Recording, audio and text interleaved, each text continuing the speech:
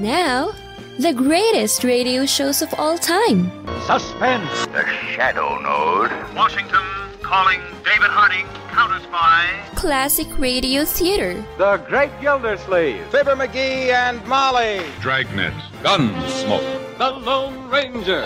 Now, step back into our time machine with your host, Wyatt Cox. Good evening, friends of the Inner Sanctum. A comedy-filled Saturday here on Classic Radio Theater with Wyatt Cox.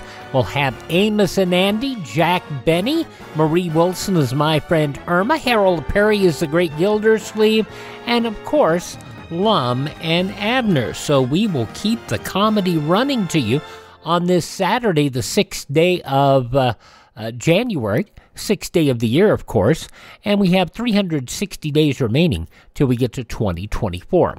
Samuel Morse first successfully tested the electrical telegraph in 1838.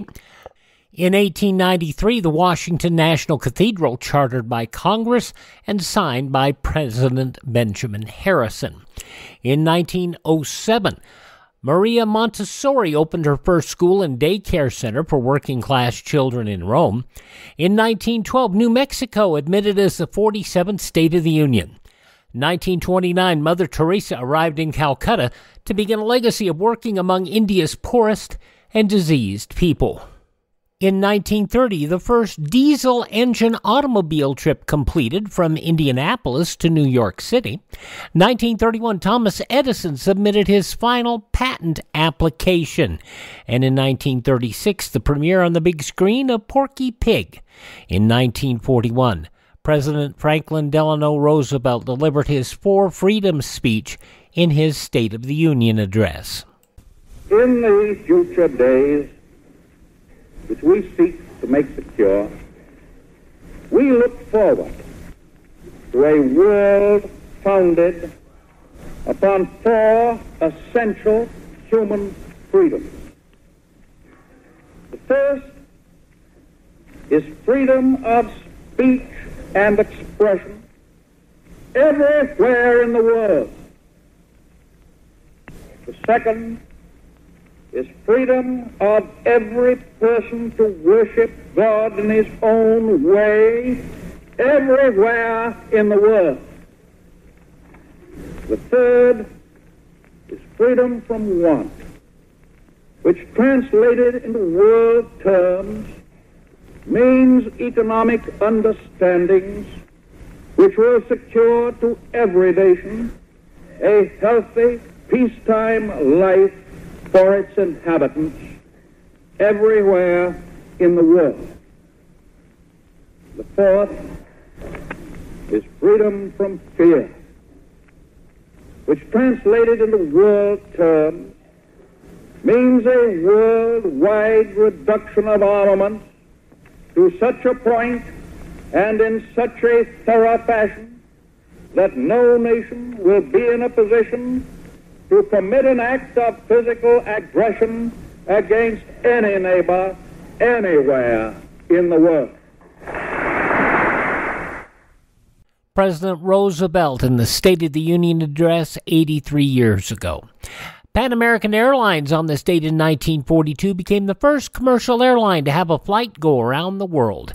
In 1974, in response to the energy crisis, daylight saving time commenced nearly 4 months earlier in the U.S., and it was discontinued a year or so later. A lot of issues with year-round daylight saving time, not the least of which was having children go to school in the dark. I know of at least 3 fatalities in the Kansas City area of children getting hit by drivers who were not able to see them because of the dark. 1980, President Carter signed the Chrysler Loan Guarantee Act on this date in 1980, permitting federal government to guarantee $1.5 billion in loans to Chrysler from private sources, providing an additional $2 billion in commitments or concessions can be arranged by Chrysler by the financing of its operations. This is just a great day for a lot of people who work very hard in Detroit, and we're going to make the most of it. We're going to merit the confidence of everybody in this room, given about 6 months a year of hard work. Chrysler chairman Lee Iacocca, the bailouts kept Chrysler going for a number of years until they were sold to Daimler. In 1984, amid great secrecy, Dan White, the man convicted of killing Mayor George Moscone and Supervisor Harvey Milk in 1978, released from prison and began serving a one-year parole in Los Angeles County. Yesterday was the last day that Dan White could spend knowing he would live through that day.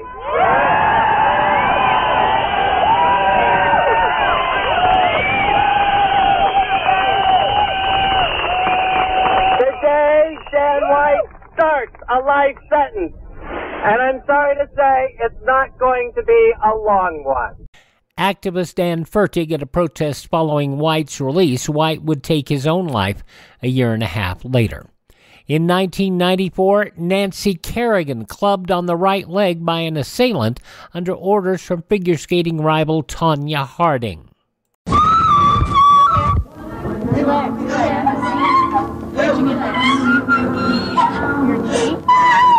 Hit you? Let me get married. Who hit you?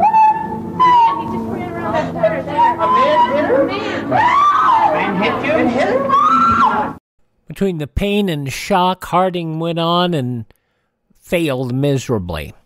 Two longtime members of the Harlem Globetrotters had their numbers retired on this date in 2001. Marcus Haynes and Meadowlark Lemon had long stints with the team, with Lemon playing in 16,000 games between 1954 and 1979. Mississippi civil rights worker murders. Edgar Ray Killian arrested in 2005 as a suspect for the 1964 murders of 3 civil rights workers. And in 2006, Tropical Storm Zeta dissipated, ending the notorious 2005 hurricane season. Among those passing away on this date in history, President Teddy Roosevelt, jazz trumpeter Dizzy Gillespie, singer Lou Rawls, actor Pat Harrington from One Day at a Time, but also a number of other things that he did.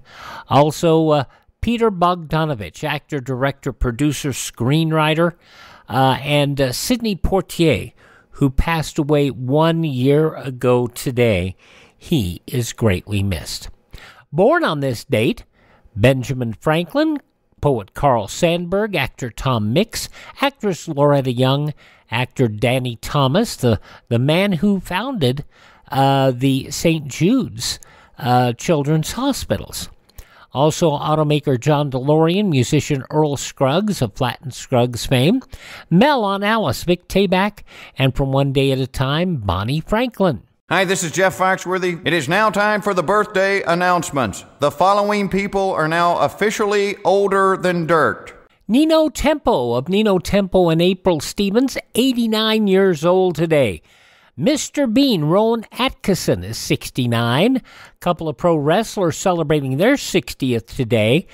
Jacqueline Moore and Conan. Jacqueline Moore, the first WWE African-American champion. Ladies champion at least. Entrepreneur Eric Trump is 40 years old, son of Donald. From Saturday Night Live, Kate McKinnon is 40. And from Mad Max Fury Road, Courtney Eaton is 28. Those just a few of the people celebrating the 6th day of January as their birthday. And if this is your birthday... Happy birthday to you. Happy birthday to you. Happy birthday, happy birthday. Happy birthday to you.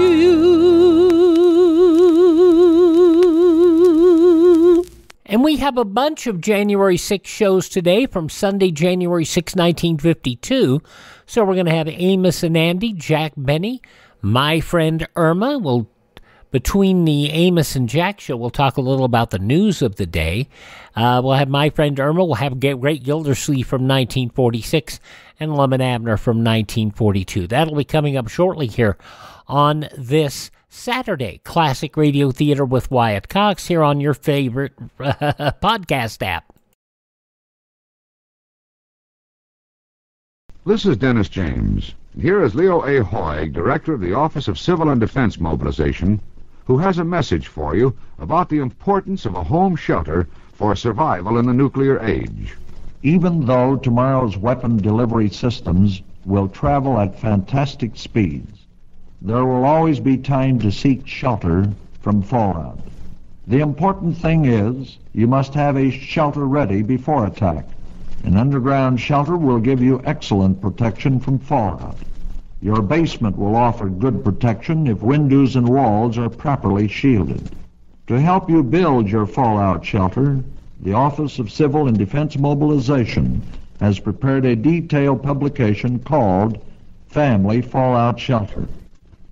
For your free copy, write to Post Office Box, Home Shelter, Battle Creek, Michigan, or contact your local Civil Defense office.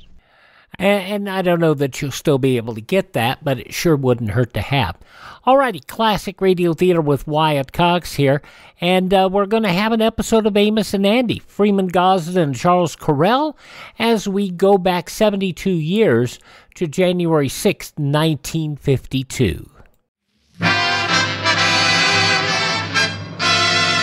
Andy, you know what that music say? Yes, sir, Amos. That music say, good health to all from Rexall.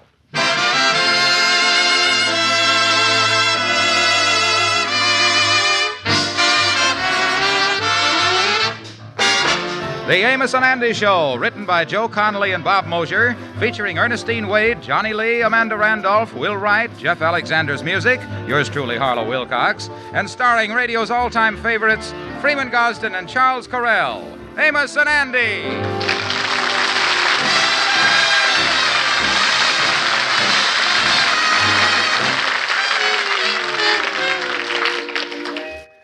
How do you do, ladies and gentlemen? This is Freeman Gosden. You know, very often at this time of year, a cold slips up on you without any warning. You just wake up some morning, and there you are with a real king-size cold. Now, if that happens to you, I wish you would try taking Rexall Anapac. You see, Anapac combines antihistamine with an old, time-tested cold relief formula. And that way you not only get quick relief from cold symptoms, but also from the aches and fever that generally go along with a cold. So if you're suffering from a cold, start taking Anapac as directed on the label. That's A-N-A-P-A-C, Anapac. And you'll find it at every Rexall drugstore.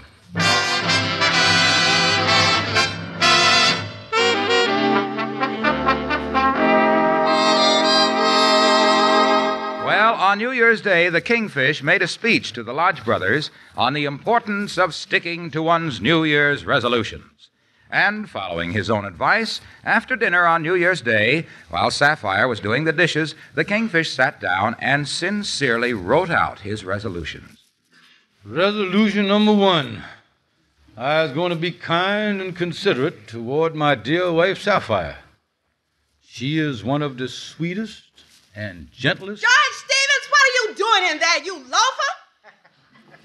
That she is one of the fairest creatures... and like a delicate flower. George Stevens, get in here and help me with these dishes. Sapphire, would you mind shutting your big fat mouth while I write how sweet and gentle you is? What crazy nonsense is you up to in here anyway? Well, I just writing a resolution here about how sweet and kind I gonna be to you, my gorgeous one.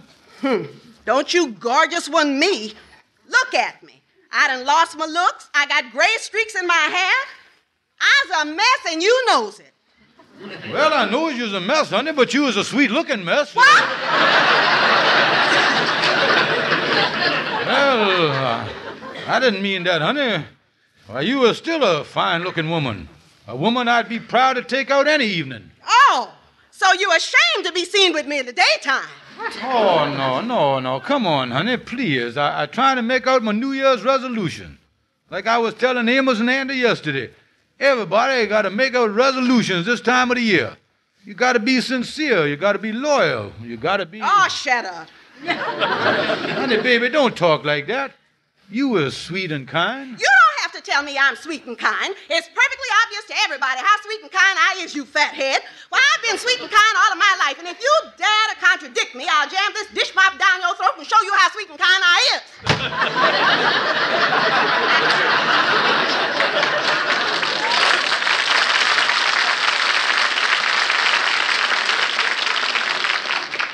Well, so much for resolution number 1.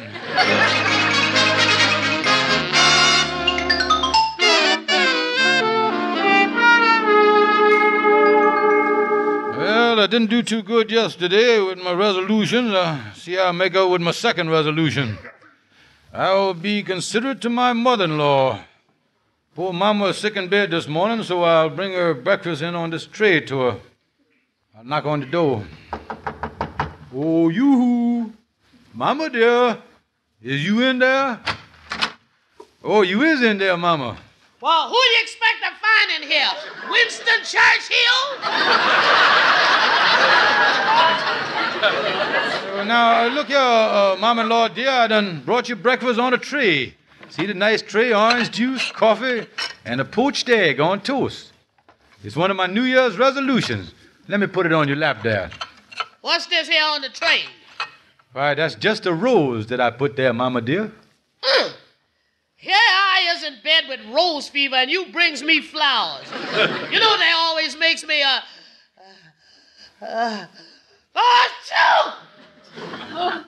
George, what you doing down there on the floor?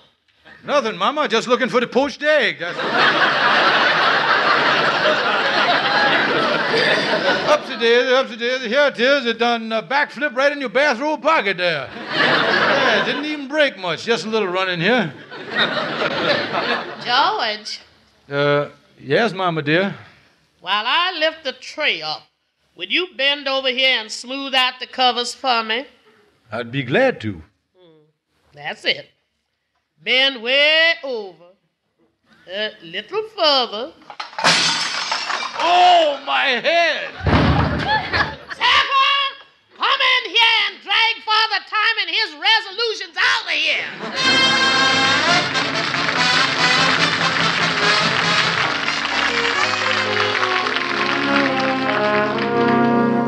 Oh, me, well, it's quiet here at the lodge hall. I'm down to one resolution, the last one on the paper here. I will not gyp my dear friend and comrade, Andrew H. Brown. I got to stick to this last one on the paper here at all costs, or the brothers won't think I was sincere. Yes, Oh, come in, Brother Andy. I was just sitting here thinking about you. Well, I wish you wouldn't do that, Kingfish. It usually costs me money. No, Andy, I was sincere. I'm speaking from the heart. Oh, I tell you, Andy, I love you, boy. Let me put my arm around you, boy.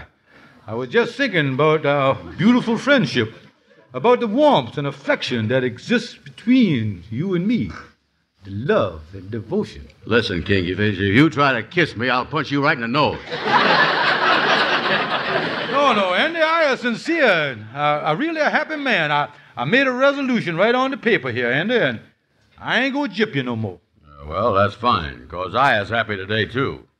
You know, I was happy about that brooch you done found when we was cleaning out the attic in the lodge hall. Oh, yeah, that old green brooch, the one that I sold you for $25 and made up that crazy story about it belonging to some big Indian Mama Raja, or the Mama Raja of indoor, outdoor, one of them doors. Andy, I was ashamed that I done that to you, but now that I got the resolution on paper here for this year... Yeah, well, I ain't ashamed that you done it. I done showed that brooch to Amos. He showed it to a jeweler, a friend of his, and the fella writ me a letter this morning. He say it's real jade and it's worth $800. The brooch is worth $800? That's right. Well, so much for the last resolution. Now, tell me, Andy, this $800 brooch, you got it right in your pocket, ain't you? Kingfish, this time I was playing it safe. I got that brooch pinned inside my underwear. Yeah. Got the thing pinned in your long woolies, huh? Yeah, and as long as my underwear is lumpy, I know I was safe. It does, huh? Yeah. Well, I gotta be going, Kingfish. I'll see you around sometime. Well, now, wait a minute, old pal. This is the year, New Year, you know, and everything. For old time's sake, let me slap you on the back here. Yeah, turn around. Let me slap you on the chest, too, Andy. Now, wait a minute. Never mind that, Kingfish. I gotta be going. Now, wait a minute. You wouldn't want to jump up and down with joy a couple of times before you leave, would you, boy? Kingfish, what is you talking about? Oh, nothing, Andy. Just a thought. Well, so long, Kingfish. I'll be seeing you. Yeah, well, you don't have to go, Andy. Sit down and talk to me. I just want you to know, Andy, that I means that speech I made to the brothers, and I'm going to keep my resolution. From now on, I'm going to be sincere, honest, and above board. A true blue friend. You believe me, don't you? Sure, I believe you. Then you ain't going to keep your brooch pinned in your underwear. No, sir. After that speech, I'm going home and sew the brooch in my underwear.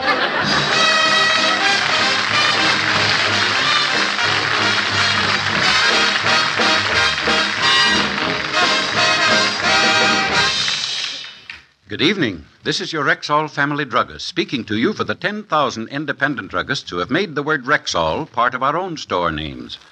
We've done that because we recommend and sell the 2,000 or more drug products made by the Rexall Drug Company. Rexall Cherisot is a good example. This time-tested cough remedy is a must in millions of American homes. For Cherisot goes after coughs two ways. First, it soothes irritated throat membranes. Second, it helps to loosen a cough. Ask for Cherisot at Rexall drugstores everywhere.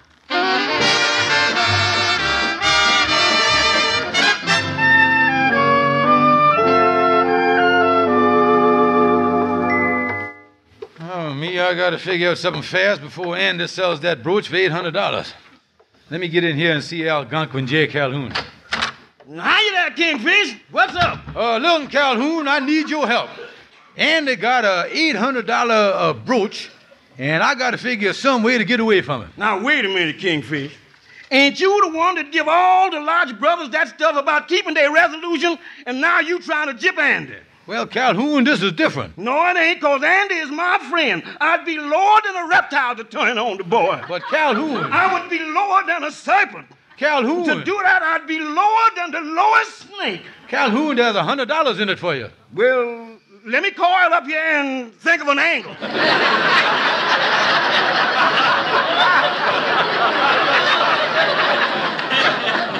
Yeah, well, now that's better, Calhoun, but it ain't gonna be so easy this time. Andy got the brooch sewed in the inside of his underwear. Sewed to the underwear, huh? Well, now let me see. Maybe you could talk the boy into going swimming, and then you could go through his clothes while he's in the water.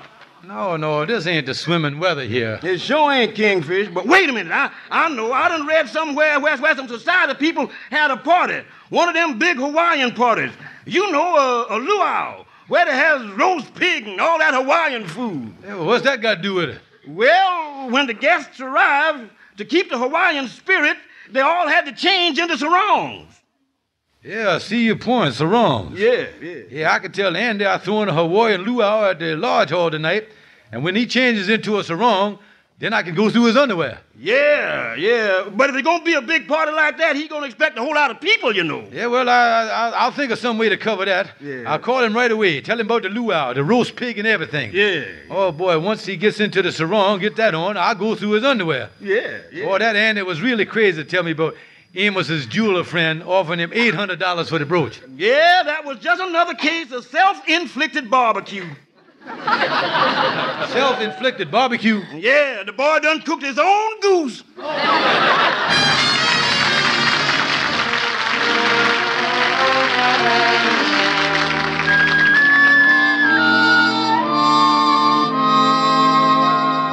I got everything ready for the Hawaiian luau here at the Lodge Hall.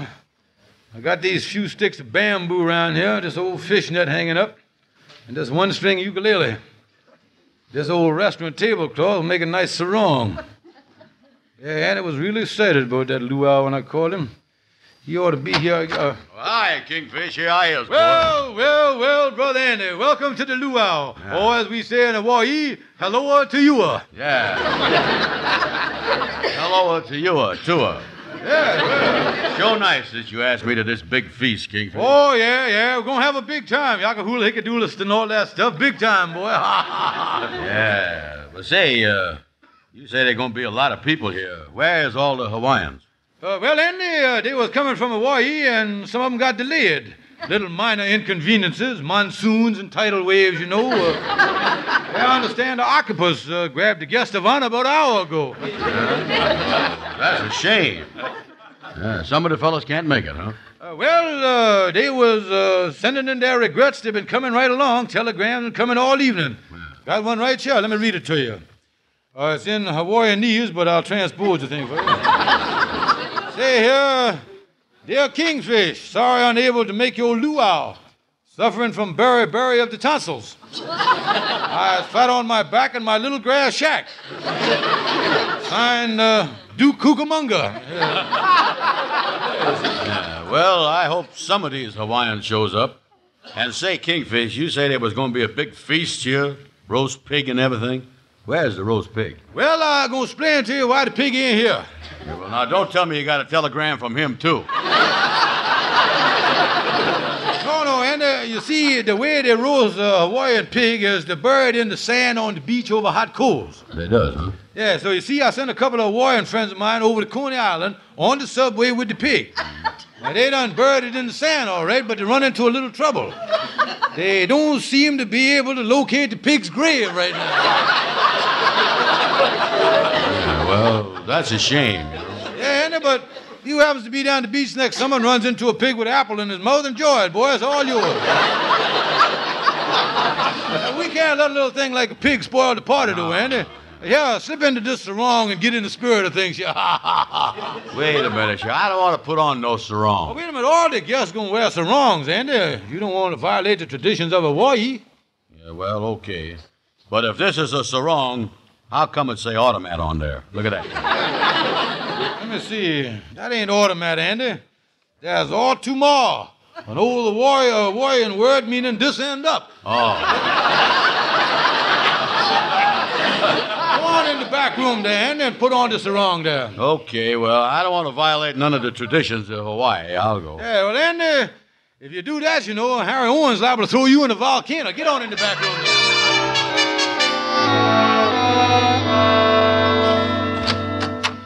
Well, Kingfish, I got the sarong on. How'd I look? Well, Andy, you look just... Say, wait a minute, Andy. You just violated another tradition of the islands. Well... Yeah, the true Hawaiian never puts the sarong over his long woolen underwear. You don't, huh? Of course not. Did you ever see Dorothy Lamour doing the hula with her knees at half-mast? Well, okay, I'll take the underwear off. Yeah.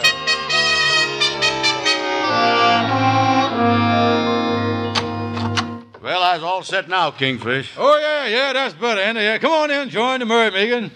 Shame some of the Hawaiians ain't showed up. Yeah, well, I'd feel better if the pig would just show up. Oh, well, the party seemed to be dragging a little on his feet here. Here, Andy, take this ukulele and beat out a little Hawaiian tune and play any of them Hawaiian songs, Sweet Salami, or anything you want. You mean Sweet Lalani? Yeah, just keep things going, Andy. I'll be right back. I'll see you later. Let me see here. Sweet Lalani, heavenly flower, do-de-do-de-o-de, passion road. Oh, are you back, Kingfish? Oh, yeah, I just want to get these scissors off my desk here. Yeah, but Kingfish... Oh, never mind, Andy, just keep playing. Be right back. I guess the Kingfish want to cut something loose in the back room there. Well, sweet Lalani, heavenly flower.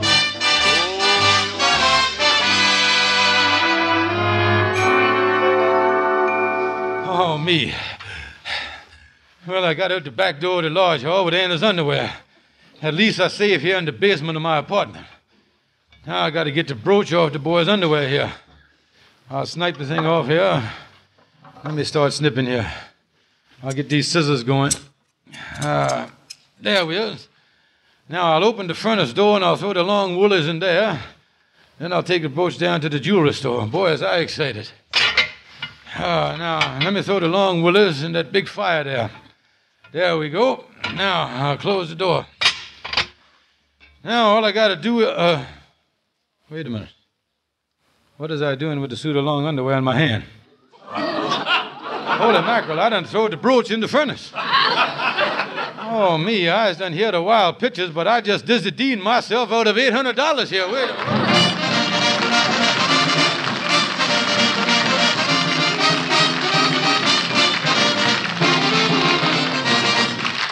Now, here is your Rexall family druggist.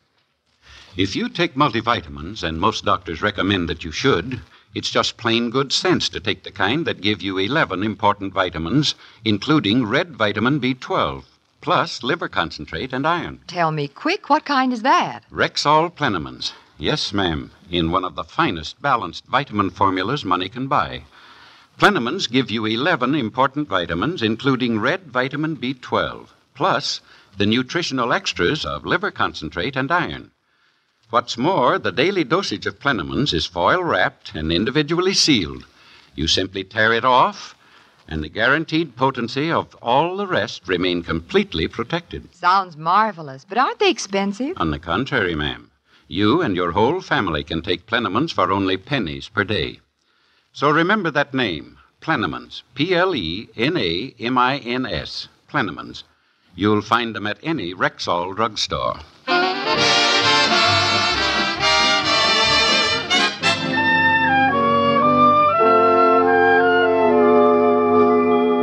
Listen, Andy, will you do me a favor and explain to me once again what happened to the $800 brooch? Well, Amos, I was standing there in my sarong, and somewhere around the second chorus of Sweet Lalani, I realized the thing was gone. And you say your underwear was in the back room with the brooch sewed in it, and that was the last you seen of it? Yeah, and I know the pig didn't have nothing to do with it because he didn't show up. One of them Hawaiians must have got it. Duke Coca-Cola or some of those guys. Listen, Andy, doing this crazy luau, tell me this. Did the Kingfish do anything suspicious? No. He just went in the back room twice. Twice? Yeah, he come out once for a pair of scissors. Andy, don't you see what has done happened? Well, yeah. Yeah. That was a phony luau. The Kingfish just done it to get my brooch away from me. Yeah, well, what is he going to do about it, Andy? Amos, I'm going to get a club and go over and do the Hawaiian war dance all over that Kingfish's chest.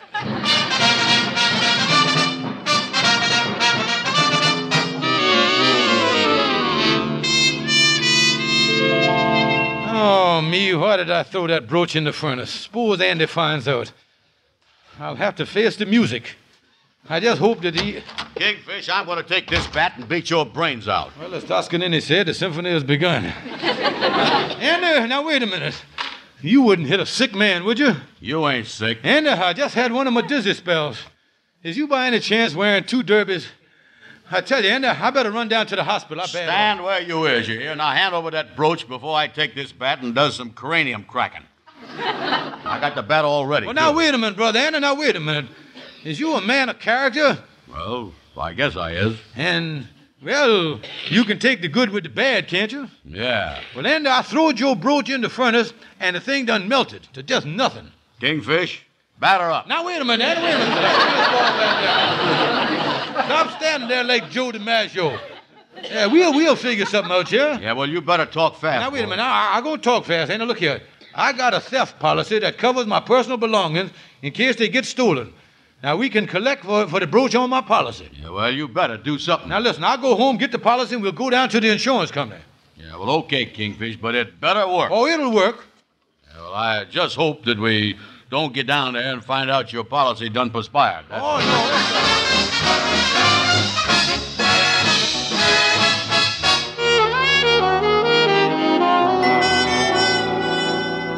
I know you have a theft policy with us, Mr. Stevens, but let me get this straight. You say you were robbed? Yes, sir, yes, sir. This is Honest Brown here.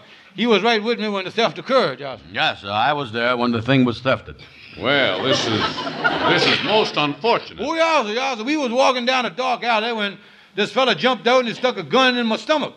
And he said, your money or your green jade brooch. That's what he said to me. Yeah, that's what the man said. He was real polite, all right. Oh, yes, sir, I see. I would put up a fight for the thing, but, well, I happen to remember I also had a burial policy with your company, and I didn't want to put you on the hook for a funeral, too, you see. That's why. Mr. Stevens is real considerate, you know, mister. Well, I got my theft policy here. The brooch was worth $800. You can just make out the check to George Stevens, $800. I think you better talk to our manager, Mr. Salisbury. You wait here, and I'll get him. Yeah, sir. We'll be glad to meet the man. I'll be right back. Boy, working out fine, ain't it? Oh, yeah, nice fella, too. Yeah, that sure is a impressive-looking policy I got here. Ain't looked at it for a long time. Look at all the big printing on there. This company assumes liability. Claims promptly paid. Oh, I signed this thing up 6 months ago, yeah. Yeah, look down there, Kingfish. What is all that little printing over your signature there? What is that? Yeah, let me squint there. You ain't got no magnifying glass, eh? Hey, herewith penalties for defrauding. $5,000 fine or 6 years in jail. See, the end of this is a great policy. If the company tries to defraud us, we can throw them in jail for 6 years, boy.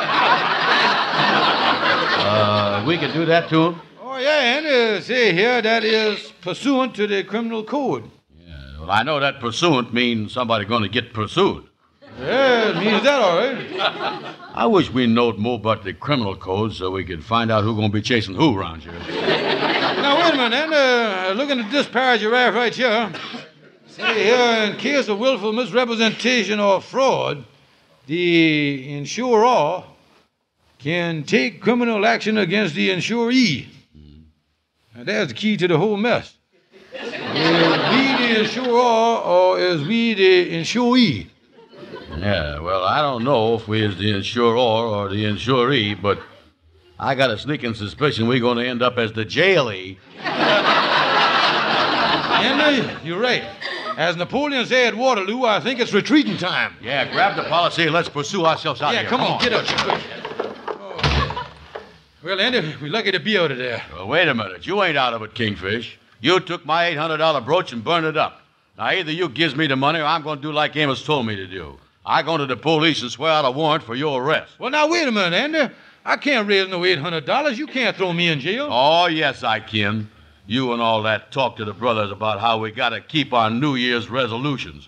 Then jipping me. You is going to jail. Well, now, wait a minute. Listen, Andy, wait a minute. Now, just give me till tomorrow, will you? I'll raise what money I can. I'll pawn everything I own. Just give me till tomorrow morning. Well, okay. But I'll meet you in your office at 9 o'clock. And if you don't have some money for me, you and me is going to play baseball again.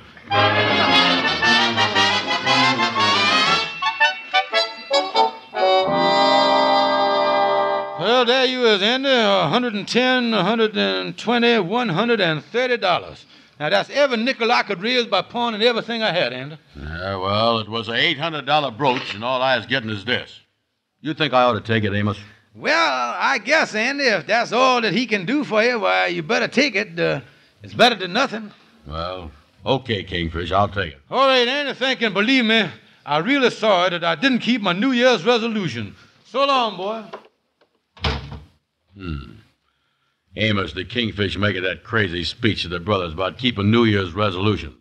I bet nobody paid no attention to it. Yeah, well, I did, Andy. I paid attention to his speech, and I made up my mind to keep one resolution that I made. And you ought to be happy, too, son. What do you mean I ought to be happy? Your jeweler friend wrote me a letter that the brooch is worth $800, and I only got $130 from the Kingfish.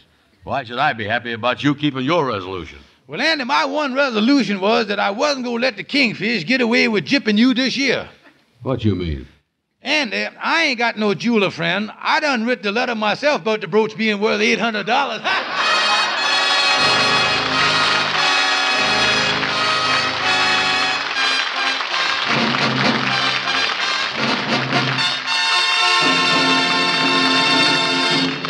Economize. Check the buys in Rexall's full-page ad. Current issues of Life, Look, Collier's, Saturday Evening Post, and Country Gentleman.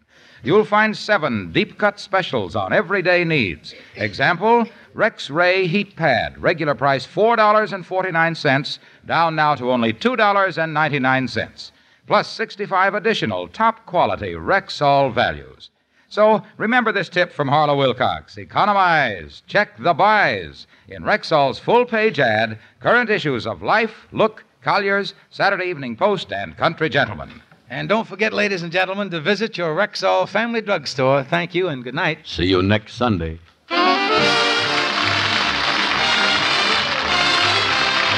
Special all during January. Half-price sale on Caranome hand cream. Regular $2.20 jar, yours for only $1.10. And Caranome hand cream is hypoallergenic, safe for most sensitive skins. It softens, beautifies, protects. Remember, all during January, regular $2.20 jar of Caranome hand cream, only $1.10 at Rexall drugstores everywhere.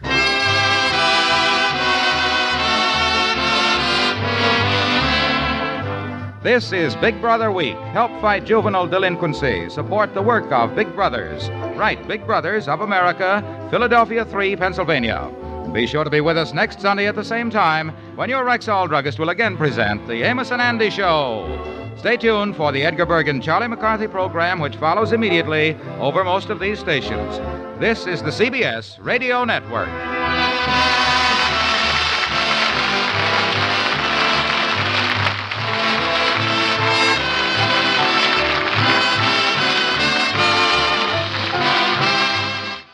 You know, in the 50s, we mostly heard from Andy and the Kingfish. We didn't hear from Amos often, but when we did, boy, he'd pull something like that.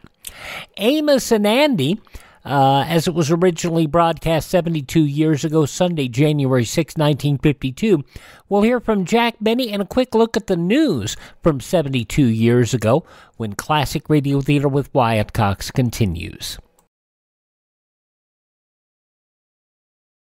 Hello, this is Dennis James.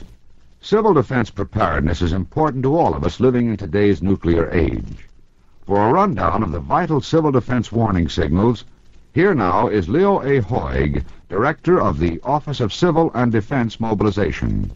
Right now, suppose you heard the wailing of an air raid siren.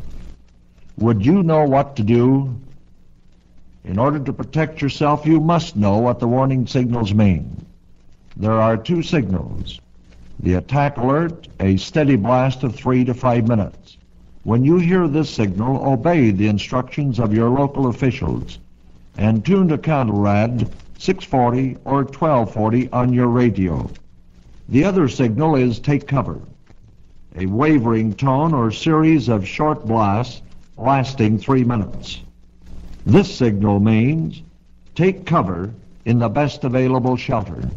Before we get to Jack Benny on this Saturday edition of Classic Radio Theater with Wyatt Cox, let's look at some of the news stories from that Sunday 72 years ago today.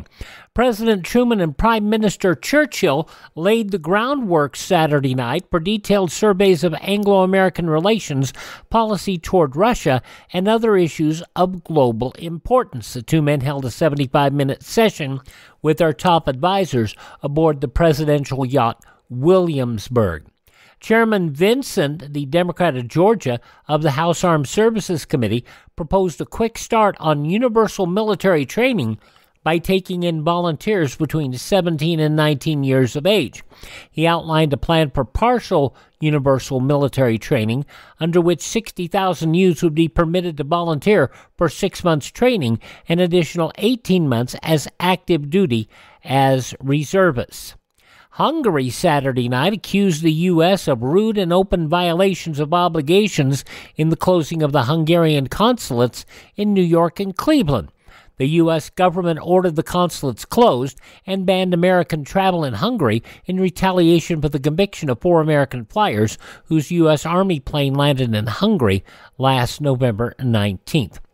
Russia's double-edged efforts to push the Korean armistice talks and all Cold War issues into the lap of a high-level special session of the UN Security Council appeared doomed Saturday. Western sources said the Soviet plan to move the Panmunjom truce talks to the Security Council had been blocked by U.S. warnings that such a maneuver would delay and might even torpedo the present efforts to end the Korean fighting. And finally, Ed Buckney wanted 10,000 postcards, so he went to the post office and said he wanted them 49 at a time. Now, Postmaster Ethan Newman tried to persuade him he'd have a bargain even if he bought them all at once. But Mockney, the chairman of the County Republican Central Committee, said he'd still take them 49 at a time. Cheaper that way, he said. Well, it's ridiculous, but cheaper. That's because a new federal law said postcards are 2 cents each unless bought in batches of 50 or more, in which case 10% was added. Bachny hadn't even established his position, turned the job over to W.A. McConnell, an employee. Newman, failing in his selling task, turned the counting over to stamp clerk James McBurney. After each transaction of 49 cards, McConnell went back to the end of the line, where there was one. After a solid 45 minutes, the deal complete, and McConnell head back to Bachny's print shop with a box full of cards turned crosswise in batches of 49. The 45 minutes, he said, saved $20. Economy. That's conservatism, right? That's a look at some of the day's news stories as they were reported Sunday morning, January 6, 1952. 7 o'clock in the evening on the East and West Coast, Jack Benny, which we'll hear now. The Jack Benny Program, presented by Lucky Strike. Be happy, go lucky, be happy, get better taste. Be happy, go lucky, get better taste today. Lucky's taste better. So mild, so smooth, so firm and fresh, with better taste in every puff. Yes, Lucky's taste better. For Lucky's fine, mild, good-tasting tobacco goes into the cigarette proved the best made of all 5 principal brands. Let me repeat that. Proved the best made of all 5 principal brands. That's not an empty claim. That's a fact, verified by leading laboratory consultants. For example, Foster D. Snell of New York City, who report, in our opinion, the properties measured are all important factors affecting the taste of cigarette smoke. We conclude that Lucky Strike is the best made of the 5 major brands. And don't forget, LSMFT, Lucky Strike means fine tobacco. Fine, mild, good-tasting tobacco. There's no substitute for fine tobacco. And don't let anybody tell you different. So remember the facts. Enjoy fine, mild, good-tasting tobacco in the cigarette that tastes better. Lucky Strike. When you buy cigarettes, remember, Lucky's taste better. Be happy, go Lucky Strike today.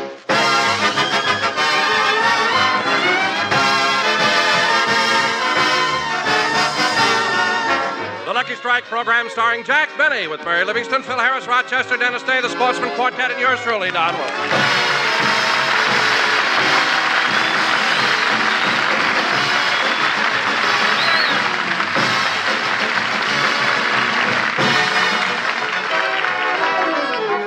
Ladies and gentlemen, as you all know, in the Rose Bowl game on New Year's Day, Illinois scalped the Stanford Indians. So now we bring you a man who could use one of those scalps, Jack Benny.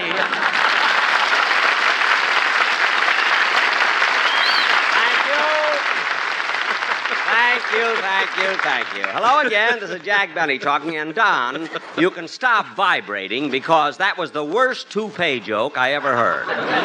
Not only that, but it was in very bad taste. Bad taste? Yes, I don't mind for myself, but it so happens that the Stanford coach, Chuck Taylor, really wears a toupee. Now, wait a minute, Jack.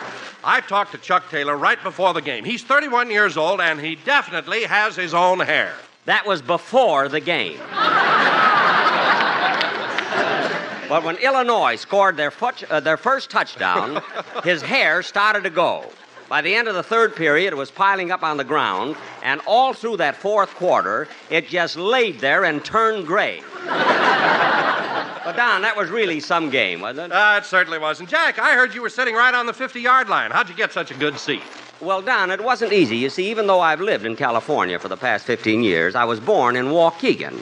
So in order to get tickets, I called Governor Stevenson of Illinois. Oh, and he got you the tickets? Well, no. You see, he couldn't do anything for me personally, so he called Governor Warren of California. Well, it was nice of Governor Warren to give you the tickets. Well,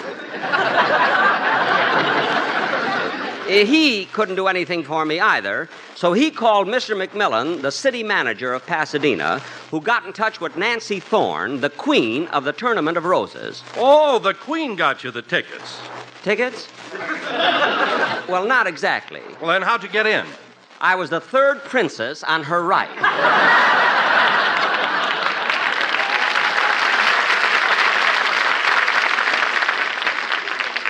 I not only saw the game, but tonight I've got a date with the Stanford Center. You know, the way he raved over my blue eyes, I didn't have the heart to tell him. Don, who were you rooting for at the game? Well, Jack, I didn't want to show any partiality, so I got a seat on the Stanford side and a seat on the Illinois side. Don, how could you possibly sit on both sides of the... Oh, of course. And, Don, weren't you disappointed when you weren't picked as the winning float? I would have won, but I was sabotaged. Oh, yes. Well, better luck next year, you know. Hiya, Donzie. Well, hello, Phil. Hello, Phil. Don and I were just discussing the Rose Bowl game. Were you there? No, not this year. Well, you must have watched it on television. I started to, Jackson, but I turned it off. Phil, how could you turn it off? It was a wonderful game. I know, but I just couldn't take it. What do you mean? Look, Jackson, it's New Year's Day. I'm laying there with my eyes bloodshot, an ice bag on my head, the room spinning, and some character keeps yelling, "Look sharp, feel sharp, be sharp."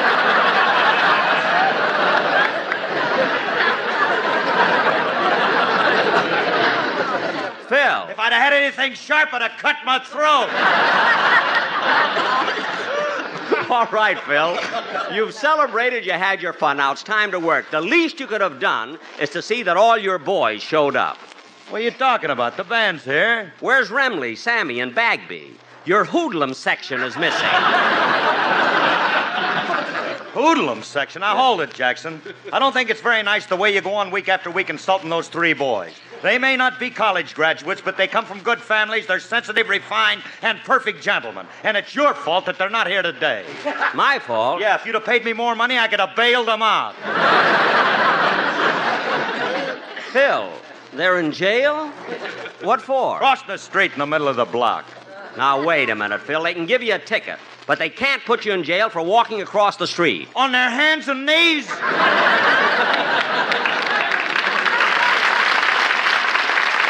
Oh, well, that's different. All right, Phil, I'll give you the money. Call up and get the boys out. Okay, thanks. Hand me that phone. Imagine crossing on their hands and knees. Hello? Hello, is this the Lincoln Heights jail? Well, Phil Harris, how are you? Oh, fine, Captain, fine. Look, I called up about 3 of my boys. They're on the county again. Which one? The 3 with the tire marks on their backs. Oh, those. I already released them. Well, what about the bail? I charged it to your account. Oh, good. I thought I was overdrawn.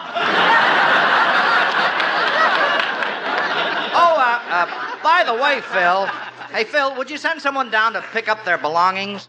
Their belongings? Yeah, when we arrested them, one of them was carrying a piano.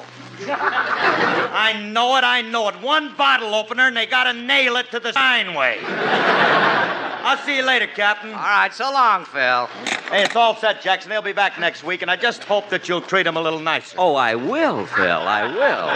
Who knows, maybe the... Oh, hello, Mary. Hello, Jack. Well, you're here. Now, where's Dennis? I don't know. He hasn't come in yet. Well, how can we go on with the show if the cast doesn't get here on time? Oh, Jack, don't be mad at Dennis. I happen to know something that you don't know. Well, don't tell me. Let me guess. It's about Dennis, huh? I know. He's running for president. Besides that. What? Jack, this is something you won't believe. All right, what is it? Well, all of a sudden, Dennis got a big crush on me. Dennis has a crush on you? Yeah. Ever since last week when I danced with him at Charlie Foy's nightclub, he's been sending me notes and little gifts. Dennis has been sending you gifts? What did he give you? Oh, a lot of things. Yeah. His Boy Scout knife, a bag of marbles, No. 3 bottle caps, a ball of tinfoil, a fish hook, and a dead frog. Mary, you mean Dennis gave you all those... Mary, what's that you're wearing on your leg? His bicycle clip. We're engaged. Well, isn't that cute? So Dennis thinks he's in love with you, huh? Yes, and Jack, do me a favor, will you? When he comes in, don't kid him, because he's so serious about... Oh, shh! Here he comes down. Hello, Mr. Benny. Oh, hello, Dennis. Hello, Dennis. Hello, Don. Hi, kid. Hello, Phil. Hello, Dennis. Dennis, I said hello. Mary, don't make it so obvious.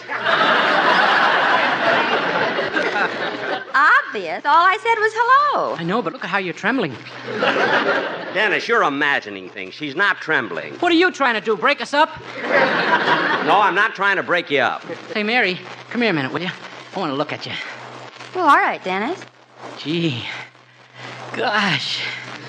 Well, what is it, Dennis? To think that you'll soon be my wife and Babe will be my brother-in-law.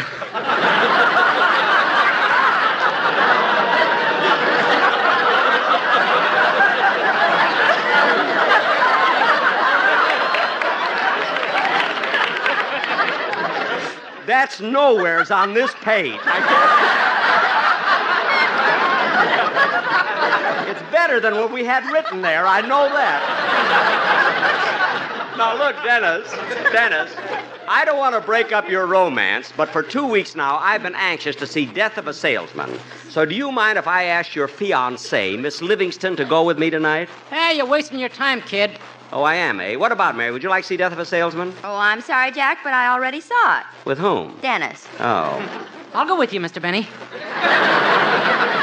But you saw it with Mary. Who looked at the pictures? Dennis, do me a favor. Will you go ahead and sing your song? Oh, okay.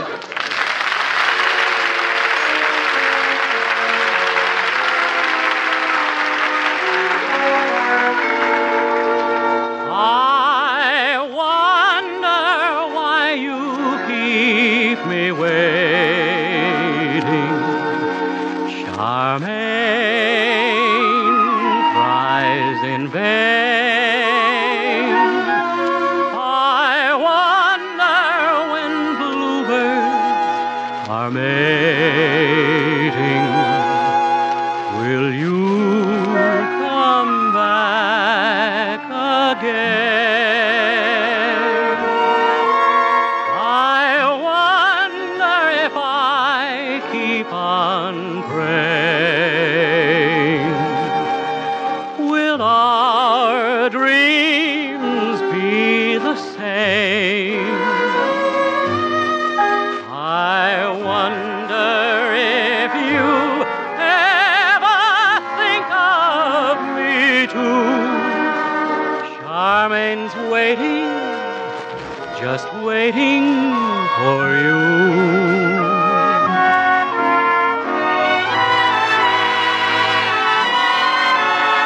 I wonder if I keep on praying.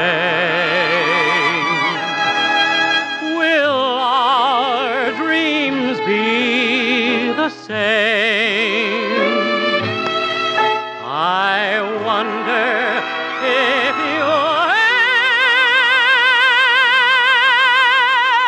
ever think of me too. I'm waiting, my Charmaine, for you.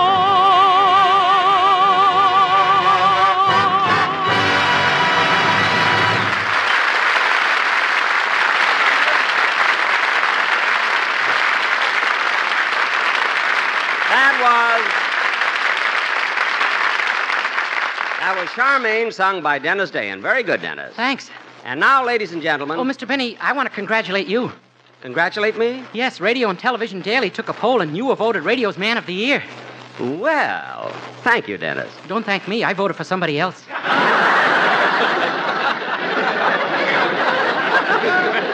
All right, now behave yourself. And now, ladies and gentlemen...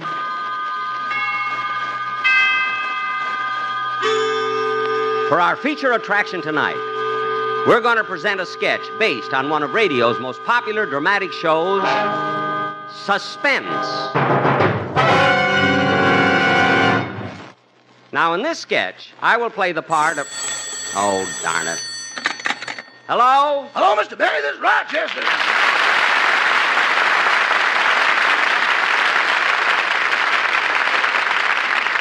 Rochester, I was just starting my sketch. What do you want? I thought you might like to know. A friend of yours from Waukegan just phoned from the Union Station. A friend of mine? His name is Cliff Gordon. Cliff Gordon? Why, Rochester, he's one of my best friends. We grew up together. He said you and he were born in the same hospital on the very same day. That's right, Rochester. How did he sound? Well, Well, what? either you're over 39 or we had a very bad connection. Never mind. Anyway, that's Cliff for you. The minute he gets in, he calls me. I hope you told him he can stay in the guest room. Yeah, but he said he was going to the Biltmore. But, Rochester, we have the extra room. Why doesn't he stay with us? I guess it was my fault, boss. What do you mean, your fault? At first, I didn't know he was your friend, and I quoted him tourist rates. Oh, yes. Mike DeSalle set them for us. Huh? Well, Rochester, when did Mr. Gordon say he was coming over to visit me? Tonight, about 8 o'clock. Oh, darn it, and I wanted to see Death of a Salesman. Oh, well, I can see it some other time. Goodbye, Rochester. Goodbye. Oh, say, boss, Now what? they just brought back your Maxwell. Good, but why did it take so long? Well, it took 4 days to take off the roses and 2 days to drive it back from Pasadena. All that trouble and no prizes. Well, so long, Rochester. Goodbye.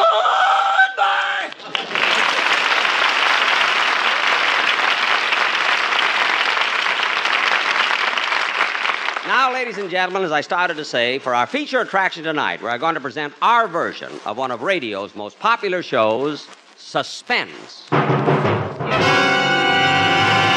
Set the scene, Don. Ladies and gentlemen, tonight we will usher in the 1952 season by presenting a sketch fraught with drama and excitement, and well calculated to keep you in suspense. My name is Aristotle Fink. It's an ordinary name. And I'm an ordinary guy. Until last week, I was a teller at the California Bank in Glendale. But now, I'm a teller at the California Bank in Beverly Hills. No, I wasn't promoted. The rain just changed our location. I live in a small cottage with my wife, Mary, and our 21 children. The reason I had 21 children is because at one time I hated my wife and wanted to lose her in the crowd. But since then, we were serenely happy until that fateful day that changed my humdrum life into a tale well calculated to keep you in suspense. That eventful morning started like any other. I had just finished my breakfast and turned to my wife and said, It was a wonderful breakfast, dear. But I must leave you now and go to work. I'll be waiting for you, darling. I can't wait to return. I'll be counting the hours. I'll be counting the children. Good, good. That reminds me, you better wake Philip up. I don't want him to be late for school. Oh, here he is now. Good morning, Philip. Good morning, Mother. Good morning, Dad. something always happened to me when he called me Dad. But I take a little bicarbonate and feel better. I had a few minutes before going to work, so I decided to have a fatherly talk with Philip. Philip, have you given any thought to the future? Yes, I have, Dad. Good. What do you want to do when you grow up? I want to lead an orchestra. Oh, so you want to be a musician? No, I just want to lead an orchestra. But, Philip, leading an orchestra would be a waste of your talents. You are a great student. You are an educated fellow. You are a Phi Beta Kappa. I are? That's right, son, you am. And you're destined for greater things than... Here's your school books and your lunch, Philip. Thank you, Mother. Did you prepare something nice for lunch? Yes, 2 chicken sandwiches, an apple, a banana, and your thermos bottle is filled with milk. Milk? Yes, milk. This is a sketch. Now hurry or you'll be late for school. Goodbye, Mother. Goodbye, Dad. And I do mean Dad. All of my children left for school, and it was such a beautiful day that I decided to walk to the bank. In fact, as I walked along, with the sun shining in my face, my heart was so filled with joy, I started to sing. I wish I was a swinging, clinging vine. I wish I was a swinging, clinging vine. If I was a swinging, clinging vine, I'd only cling to the gal of mine. I wish I was a swinging, clinging vine. Hi-ho, fiddly-dee, tell you what I'd like to be. Hi-ho, fiddly-dee, here is what I dream I'd like to be. I wish I was a good old Lucky Strike. I wish I was a good old Lucky Strike. If I's a good old Lucky Strike, I'd be the cigarette you like. I wish I was a good old Lucky Strike. Hi-ho, fiddly-dee, tell you what I'd like to be. Hi-ho, fiddly-dee, a Lucky Strike is what I'd like to be. I wish I was an LSMFT. I wish I was an LSMFT. If I's an LSMFT, I'd be so very proud of me. I wish I was Nifty. Hi-ho, fiddly-dee, tell you what I'd like to be. Hi-ho, fiddly-dee, an LSMFT I'd like to be. I wish I had a match somewhere on me. I wish I had a match somewhere on me. 'Cause if I's an LSMFT, I take that match and light up me. I wish I had a better voice on me. Hi-ho, fiddly-dee, if I was an LSMFT. Hi-ho, fiddly-dee, everyone could take a puff on me. I wish I had 100 million friends. I wish I had 100 million friends. If I had 100 million friends, I'd show them I had no loose ends. I wish I had 100 million friends. Hi-ho, fiddly-dee, tell you what I'd like to be. Hi-ho, fiddly-dee, an LSMFT I'd like to be. Like to be, like to be, like to be, like to be.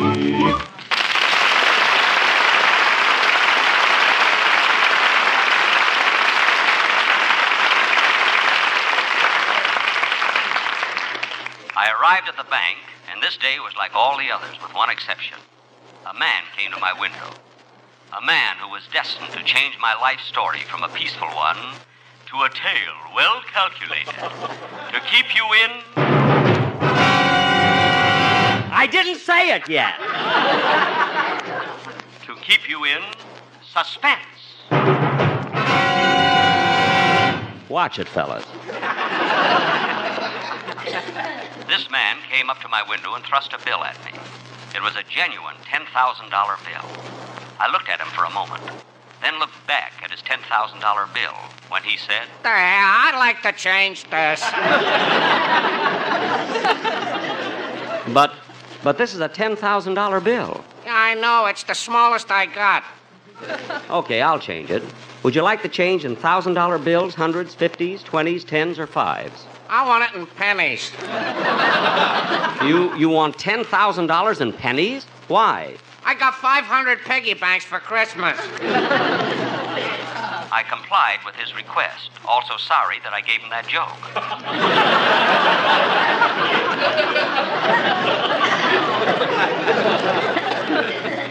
I gave him $10,000 worth of pennies, which he put in his pockets.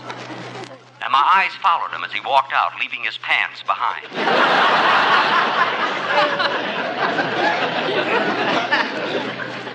I then stared at the bill and realized that I, Aristotle Fink, held this treasure in my hand. Suddenly, a harmless thought struck me. My family had never seen a $10,000 bill, and it wouldn't hurt anyone if I took it home and showed it to them. As I entered my house, my wife was standing in the hall. Hello, darling. Oh, quick, come in. Shut the door. All right, darling. Now, I want to show... Don't talk. Help me close the windows. They're closed now. Darling... Wait. Help me open the air wick. Air Week? What's the matter? The shrimp boats are coming. That's not important now. Darling, I have a surprise for you. For me too, Dad? Yes, for you too, Philip. Oh, for heaven's sake, Philip. Must you always go around with your pants dragging? I can't help it, Mother. I don't have a belt or anything to keep them up with. Why, Philip, to hear you talk, a person would think I don't make enough money to keep you in suspenders. I said suspenders!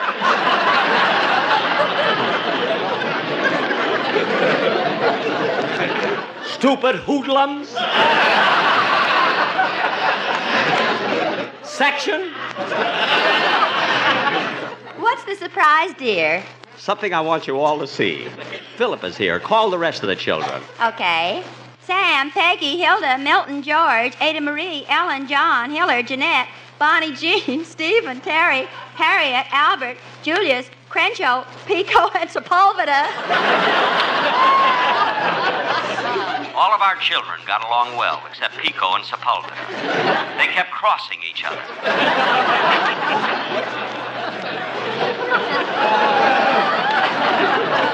Suddenly the door opened, and the children ran in.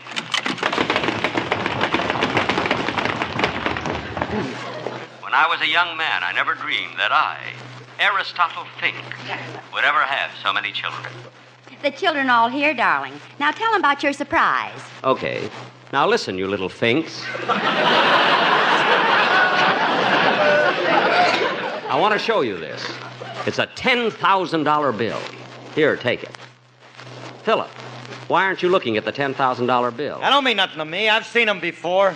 You have? Yeah, there's a little blonde in my class named Alice who's loaded with them. All right, children, give me back the bill. Children. Children! Somewhere on the tour, through the hands of my children, the $10,000 bill disappeared. I looked for the money all that night, but couldn't find it. And the following morning, when I went to work, the president of the bank sent for me. I walked into the office of this very rich man. He was sitting at his desk playing tiddlywinks with silver tiddlies. I looked at him timidly and said,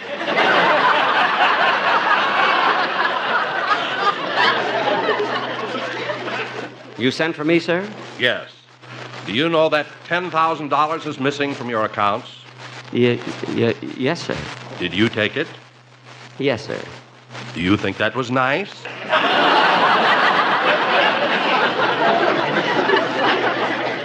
No, sir. Well, watch it next time.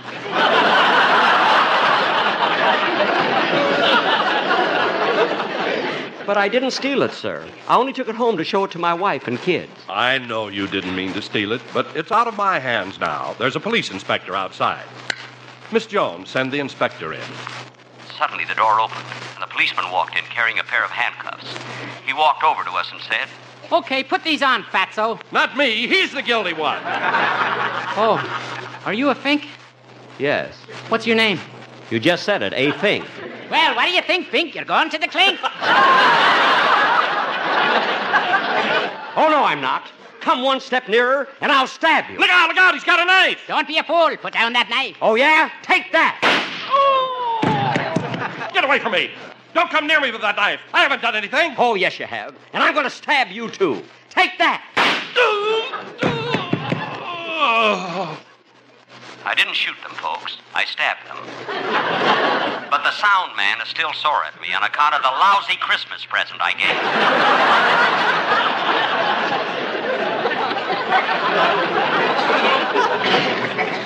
And that is my story. Now I'm in my cell in the state prison awaiting my execution tomorrow night. But in the cell next to me is a traveling man named Frederick, who was convicted of killing his wife by hitting her over the head with his sample case. In a few hours, Frederick walks his last mile to the electric chair. Oh, it's small consolation. But before I go, I'll finally get to see Frederick march in Death of a Salesman. A picture well calculated to keep you in suspense. Jack, we'll be back in just a moment, but first... Be happy, go lucky, get better taste today. Lucky's taste better. Friends, LSMFT, Lucky Strike means fine tobacco. Fine, mild, good-tasting tobacco. There's no substitute for fine tobacco, and don't let anybody tell you different. Yes, Lucky's taste better. For Lucky's fine, mild, good-tasting tobacco goes into the cigarette proved the best made of all 5 principal brands. Let me repeat that. Proved the best made of all 5 principal brands. That's not an empty claim. That's a fact. Verified by leading laboratory consultants. For example, Froling and Robertson of Richmond, Virginia, who report, It is our conclusion that Lucky Strike is the best made of these 5 major brands. Friends, to get the facts that you as a smoker will want to know about cigarette quality, to learn the plain, simple truth about the important factors that affect the taste of a cigarette, send for your free copy of a new booklet, What Makes Lucky Strike Taste Better. Just drop a card to Lucky Strike, Post Office Box 99, New York 46, New York. That's Lucky Strike, Post Office Box 99, New York 46, New York. Be happy, go lucky strike today. Good night, folks. This is the CBS Radio Network.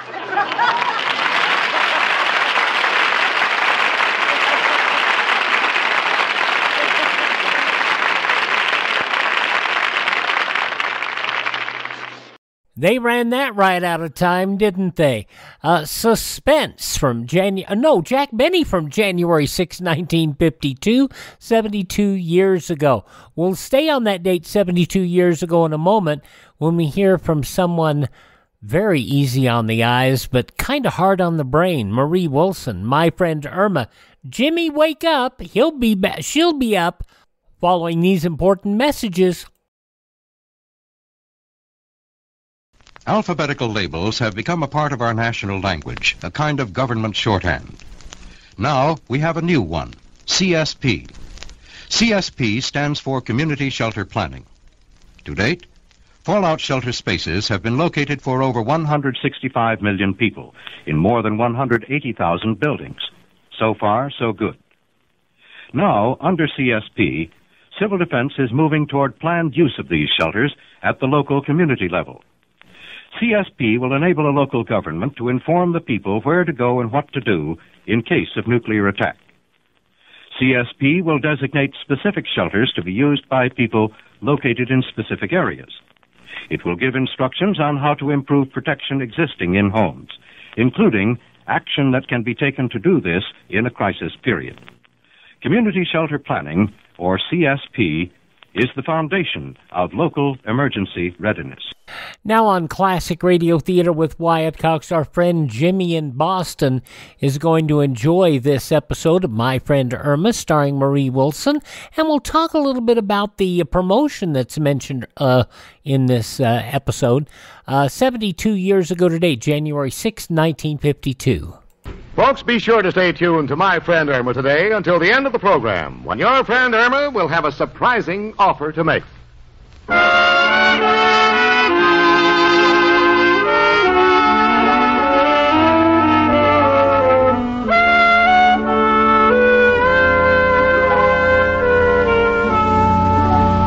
Yep, there she stands. Irma Peterson, my wonderful roommate. And a girl who I am proud to say is so stupid she thinks fly paper is the stationery they use in airplanes.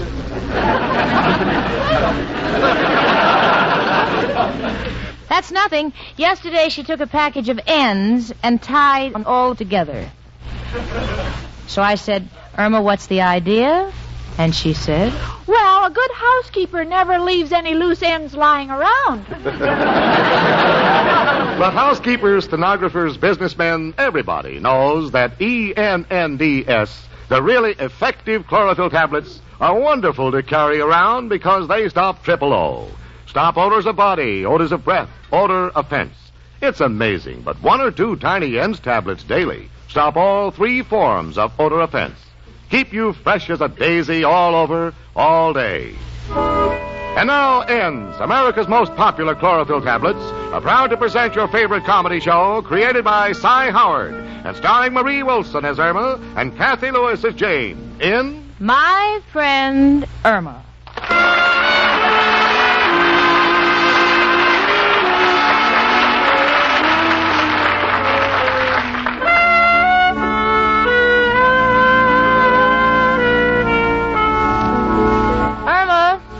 When you finish that magazine, can I have it? All right, Jane, I'm just reading the news. Oh, how do you like this? What? It says, President Truman to clean house. I guess the maid must have quit. Well, maybe she's sore because she's the only one in Washington who didn't get a mink coat. Yeah. Oh, and listen to this. Winston Churchill has sold his memoirs to Life magazine for $250,000. What about it? I wonder what I could get for mine. Oh, I don't know, 10, 20 years. No, Jane, seriously, I've been keeping a diary, and I think it's so good it can be published. You're kidding. No, it's all about my life from the time I left the farm in Minnesota till the time I came to New York. I got a great title for you. Was this trip necessary? Thank you, but I can figure out my own title. Now, let's see. Churchill had some very tough jobs to handle. That's why he's called his life Trial by Fire. Well, I've seen the way you handle jobs, Cookie. Why don't you call yourself fired after every trial? Look, Irma, don't go off on another kick, will you? But Churchill got all that money. Honey, Churchill is a leader, a diplomat, a military man. Why, just his record with the Navy. Believe me, Jane, he hasn't fought off any more sailors than I have. Why don't you read my memoirs before you pass judgment? Well, here, it's right here on the table. Must I? Please. Okay, honey, I'll try. Let's see. The Life of Irma Peterson. Chapter 1, I Am Born. I was born on a farm in Minnesota in 1929. Wasn't that the year the whole country went to pot? Oh, please, Jane, no comments. Read on. Okay, honey. My father and mother were very poor. All they had was a cow named Alice, 1 donkey, and 6 pigs, and I was a welcome addition to the family. Oh. Good, isn't it, Jane?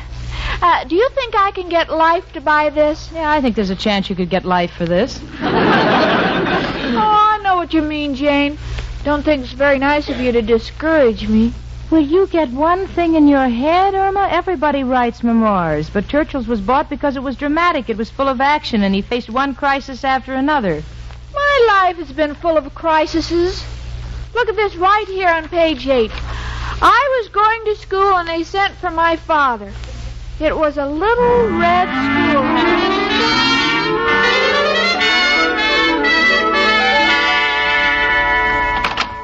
Well, come in. I'm Mr. Peterson. Oh, Irma's father. I'm glad you came. Mr. Peterson, something must be done about this girl. As you know, we took her IQ. Yes, I understand she owes the school 5 points. She was showing some improvement, but now she's reached the age where she can't concentrate. All she thinks about is boys. Boys? That's the only thing on her mind. Men. I'll show you. Irma, will you please turn around? Oh, hello, Daddy. What is it, teacher? What is the largest river in the United States? Mississippi. And what's the capital of the United States? Boys Town. You see, we have arrived at a crisis in this girl's life. Either she gets better marks, or I suggest you marry her off. Which shall it be, daughter? Oh, Daddy, of course I want to stay in school. All girls go through this stage. But I'm fighting it off. I'm not going to think of men or boys anymore. I'm through with them. Well, I'm glad to hear you say that, daughter, because who knows? If you get good marks in school, they're liable to give you a fellowship. Oh, that's wonderful. What does he look like?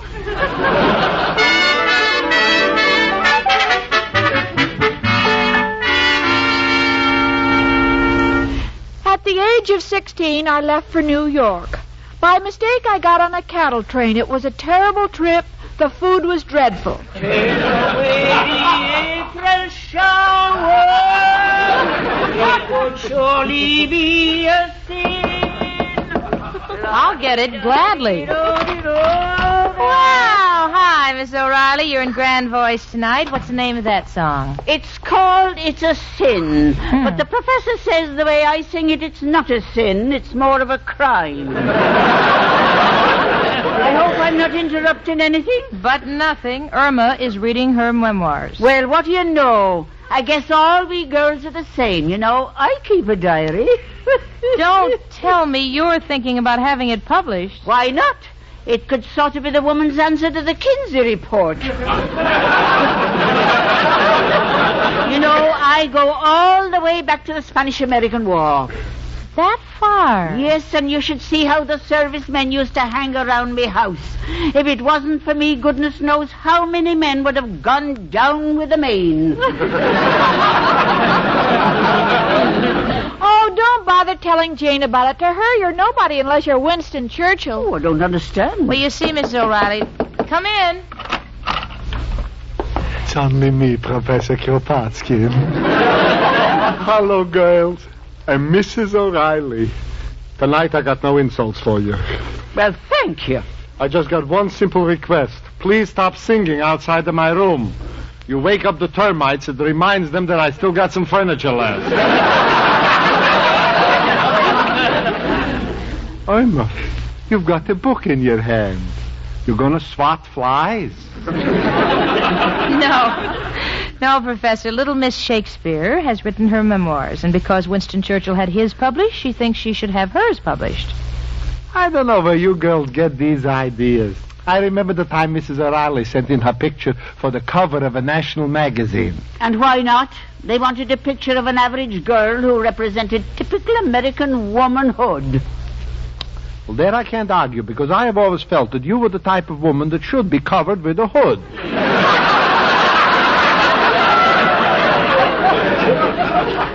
Believe me, if they ever put your picture on the cover of Look, they would change the name of the magazine to Save Your Eyes.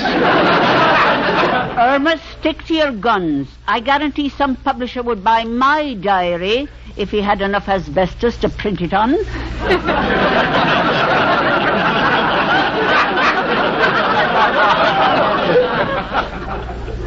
Mrs. O'Reilly, you keep a diary?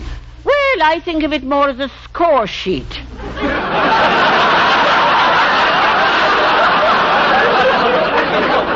It's a list of the men who have succumbed to me charms. Well, you know, you got a very good chance to sell it. They're always looking for horror stories. Oh, please, we're not discussing Miss O'Reilly's diary. I want to know who will publish my memoirs. Hey, that must be the milkman at the back door. Hello, Miss Stacy. I saw your note here, but I'm sorry. I'm all out of sour cream. Oh, no sour cream? Sorry. Oh, just a minute, Mr. Milkman. Will you come in here? What is it, Miss Peterson? Well, I have a book, and I want the honest opinion of the man on the street. Here, read this page and tell me what you think. Oh, Cookie, really? Yeah, I'd be glad to. Let's see. When I was a 16-year-old girl, I came to New York. My first trip was to Grant's tomb. I waited around all day, but he did not come out. I was very disappointed, as Cary Grant is my favorite actor. Well, how do you like it? Well, Miss Stacy, as I was saying, we have no sour cream. But if you just hold this book over the sweet cream I left, I'm sure you'll get the same results. Goodbye.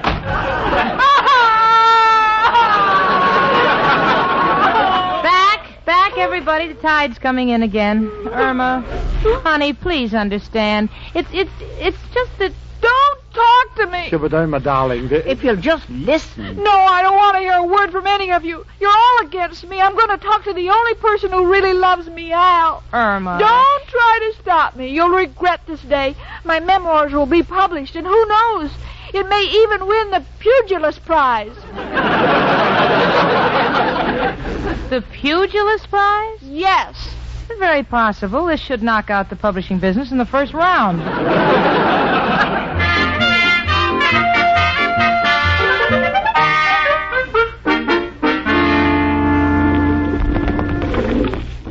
Shoo, get out of here. Oh, Al. Chicken. I've been looking all over for you, Al. You've given up your old park bench. Yeah, I had an argument with Bernard Baruch. What's that you got under your arm, Chicken? Sandwiches? No, that's a book. It's my life story, my memoirs. Have you got me in your book? Yes. I want to get it published.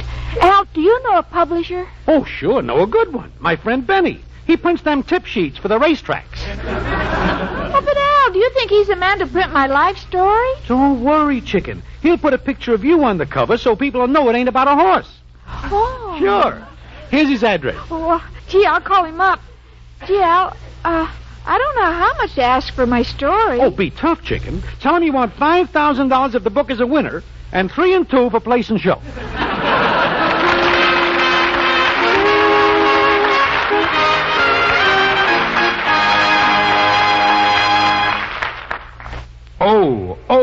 O. Guard against triple O. Yes, guard against triple O. Odor of breath, odor of body, odor of fence. If you've been using old-fashioned body deodorants, mouthwashes, toothpaste, or deodorant soap to avoid offending, now here's an easier, quicker, much more effective way to keep fresh as a daisy all over, all day long. Take ends today. Chase triple O away.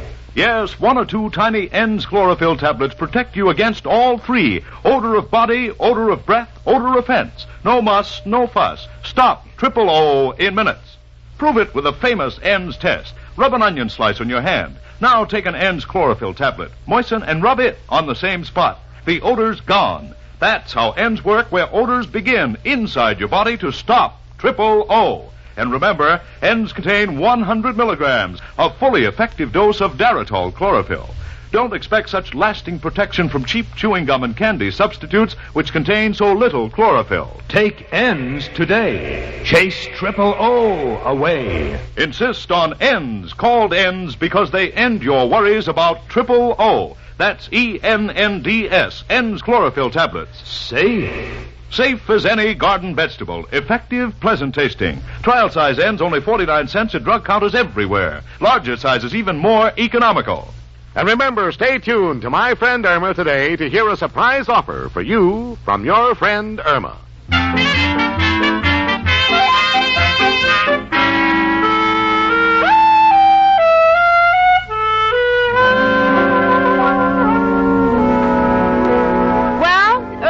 An appointment with a publisher. She won't tell me who he is, but in her own mind, her memoirs are as good as sold. And is she acting the part? Jane, my dear.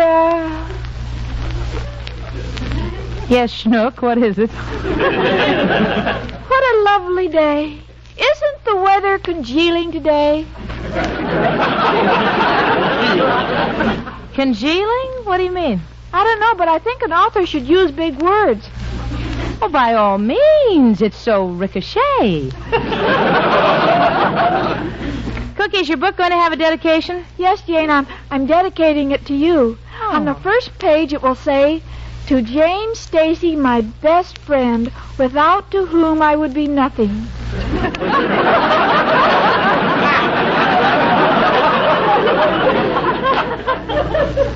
Without to whom? That's right. You must never split in an infirmary. Sweetie, honey, I want you to know that nothing you ever do will touch me as much as the fact that you want to dedicate your memoirs to me. Oh, thanks. Honestly, I love you for it. Thank you. But at the same time, Irma, I don't want to see you get hurt. And what if...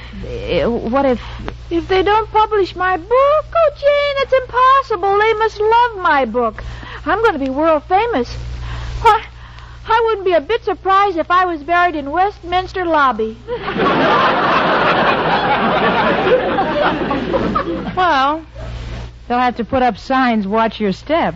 Irma, you better get to the office. You have a boss who is an author. Mr. Clyde? Mm-hmm. He writes those little pink slips that say you're fired.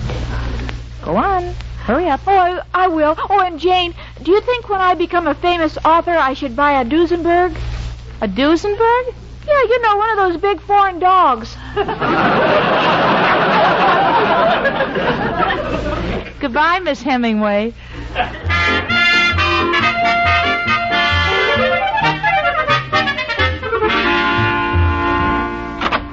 Ah, welcome, Miss Peterson. And how is my favorite Bannister today? Bannister? Yeah, that's English for lawyer. Oh, is it? Bannister. Well, I'm a little tired. A lot of kids have been sliding down me today. What's the idea of the fancy talk? Well, I've become an author. Miss Peterson, I've told you a dozen times to be careful in the subway. You've hit your head on the turnstile again. No, really, I've written a book, the story of my life. Mm-hmm. What are you calling it? Why was I born? No, it hasn't got a title yet, but I have an appointment with the publisher, and I want you to draw up a contract. I wouldn't think of Oh, it. please, Mr. Clyde, it's for my future. And besides, you'll be famous. I wrote about you in my memoirs. Wait a minute. What did you write? Oh, it's very flattering. I wrote what a big criminal lawyer you are. In fact, I laid it on. You did? Yes. In fact, I said that no lawyer in the state has a bigger criminal record.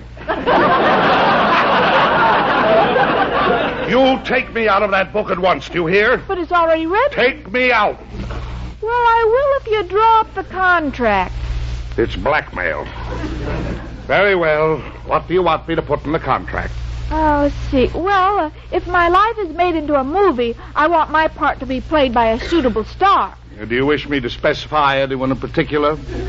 Do you have anyone in mind? Yes, Francis, the talking mule. Oh, Mr. Clyde, now this is very serious. Do you realize how much money Winston Churchill made on his memoirs? Miss Peterson, there's a slight difference. Churchill was valiant. He never stooped before a conqueror. What about me? It's the reverse. No one ever conquered your stupidity. Now, just in case some publisher is sore enough at the world to print this monstrosity of yours, make sure you get a royalty. A royalty, nothing doing. I'm not going to give up my citizenship for anyone. Oh, no.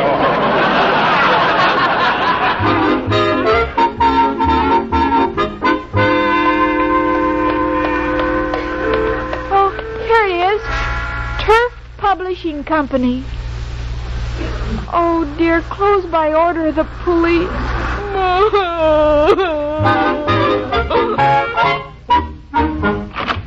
Yes, miss? I was in the neighborhood. I'm looking for a publisher, and I saw the sign on the door. I see. I'm Mr. Brooks. Is that the manuscript under your arm? Yes, it's my memoirs. Oh, have you used the current technique, introspective? No, I've kept it clean. It's the story of my life. Oh. May I see it? Yes, I changed the beginning. To Jane Stacy, without to whom I would be nothing. I live in New York City with Jane and the professor and Mrs. O'Reilly. People I think the world. Think the world? Well, I left out of because you can't end a sentence with a pronoun. So I took all the words I had to leave out and put them on 3 separate pages in back of the book.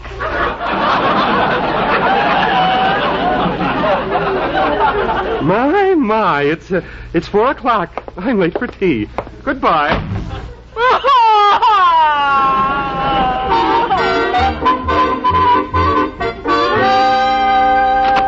Yes, Leah? My name is Ernest Hemingway. I beg your pardon? Well, I've just taken that for my pen name. Irma Peterson doesn't seem to get me very far. What can we do for you? Well, it says on the door, Professor Nicholas Authors Institute. I've written a book. May I see it? Here. I live in New York City, and people I think the world. Could you leave this here, miss? We usually don't publish books, but I'm sure Professor Nichols would be interested in seeing this. Oh, thank you. And I want to call the book Halfway to Heaven. Halfway to Heaven? What an unusual title. Where'd you get it? From my boss. He always says I'm dead from the neck up.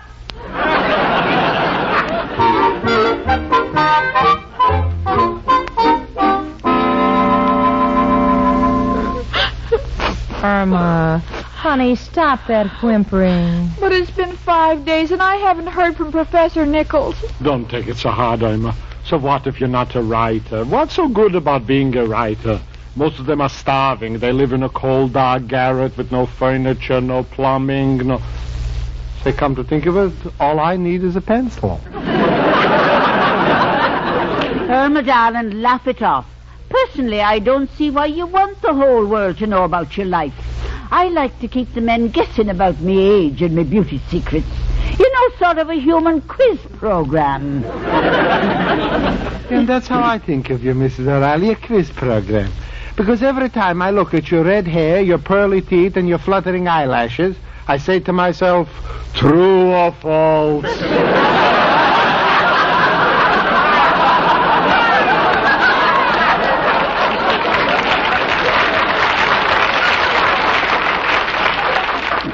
Look who's talking, you skinny old needle nose.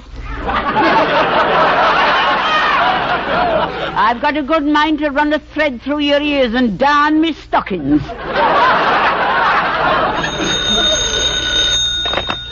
Hello? Yes, this is Irma Peterson.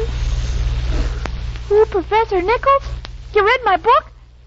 You're sending me a check for $100. Oh, see the ad in today's paper. Oh, thank you, Mr. Nichols. Goodbye. Jane, did you hear? Oh, Irma. Congratulations, Irma. Glory be. Oh, isn't it wonderful? And all you people thought I had no talent. Oh, honey, I can't wait till the paper boy gets here so we can see the ad. Oh, I can't get over it. I'm a famous author. Now, let me see. How do authors spend their money? First, I'll buy a mansion in France. You know, a chapeau. Yeah, and you could buy one of those stunning Parisian gowns. You know, a crepe Suzette. Well, maybe that's a paper boy. Come in.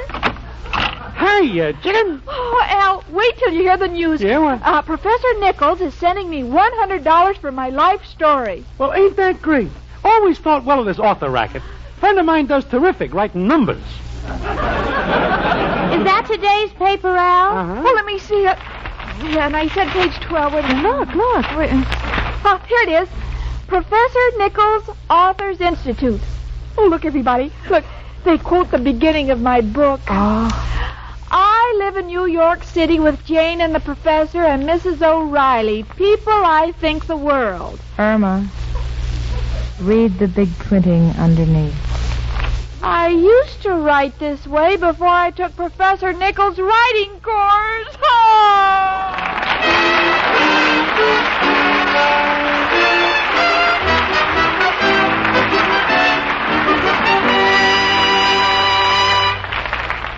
Irma and Jane will be back in a moment, and you'll hear that surprise offer we've been talking about. But first... Can't anything be done about triple O? Yes, here's amazing news about a scientific odor test. 8 out of 10 men and women stopped or definitely reduced triple O. Stopped odor of body, stopped odor of breath, stopped offending. Executives, secretaries, clerks, even factory workers at 110 degrees heat took N's chlorophyll tablets. Results from thousands of examinations were astounding. Working inside the body where odors begin, N's actually prevented unpleasing odors from forming. Stopped odors of body, odors of breath, offensive odors of any kind. Stopped all 3. Yes, there's scientific proof that N's really stopped triple O. Keep you fresh as a daisy all over, all day long. You get more complete, more lasting protection against triple O than from any old-fashioned body deodorant, toothpaste, soap, mouthwash. And N's are so easy to use. Safe as any green vegetable, pleasant tasting. N's contain 100 milligrams, a fully effective dose of Daritol chlorophyll. So beware of cheap chewing gum or candy substitutes that contain so little chlorophyll or that fail to state their chlorophyll content on the label. Insist on N's chlorophyll tablets. That's N's, E-N-N-D-S. Trial size only 49 cents. Larger sizes even more economical. Stop triple O with N's.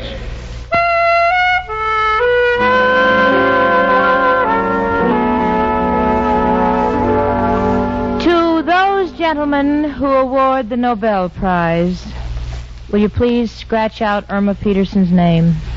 She ain't running. In fact, she's given up all thought of publishing her memoirs at present. What made you decide that, Irma? Well, I don't think I've had enough experience yet. Oh, I see. Lincoln and Henry Ford and Roosevelt all had their biographies published after they were dead. Maybe I'll write better by then. Folks, isn't she brilliant? Well, how would you like to have your friend Irma work for you for one day in your office? Yes, this is a serious offer.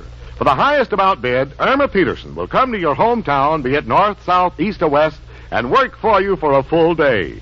And the full amount which you paid for her services will go directly to the March of Dimes Fund for the fight against the dread disease, infantile paralysis. That's right. My friend Irma, in person, will be secretary to the man or woman in the United States who sends in the highest bid for her services. So don't hesitate. Write or wire in to My Friend Irma, CBS Hollywood. And who knows, you may have the pleasure of being able to tell your grandchildren, I had my friend Irma as my secretary.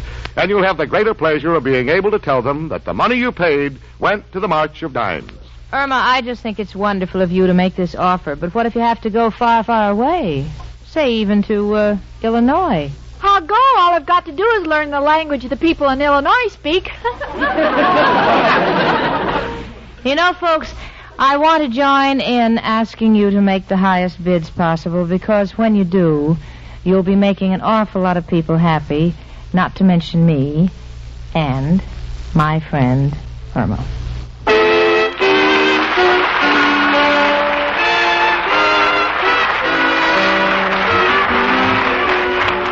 My Friend Irma is a Cy Howard production and is directed by Park Levy, who writes the script with Stanley Adams. Pat Burton is associate producer. Marie Wilson is starred as Irma, and Kathy Lewis as Jane. The part of Al was played by John Brown. Hans Conried was heard as Professor Kropotkin, Gloria Gordon as Mrs. O'Reilly, and Alan Reed as Mr. Clyde. Music was under the direction of Lud Gruskin.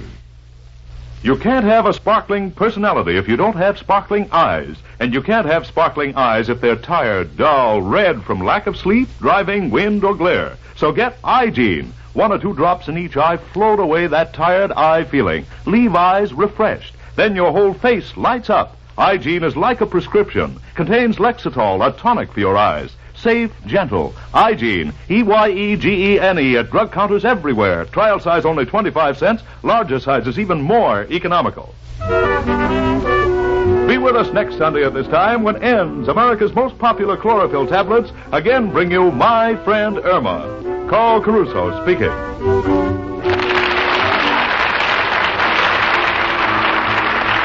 Stay tuned for our Miss Brooks, starring Eve Arden, which follows immediately on most of these same CBS stations. My Friend Irma was transcribed over the CBS radio network.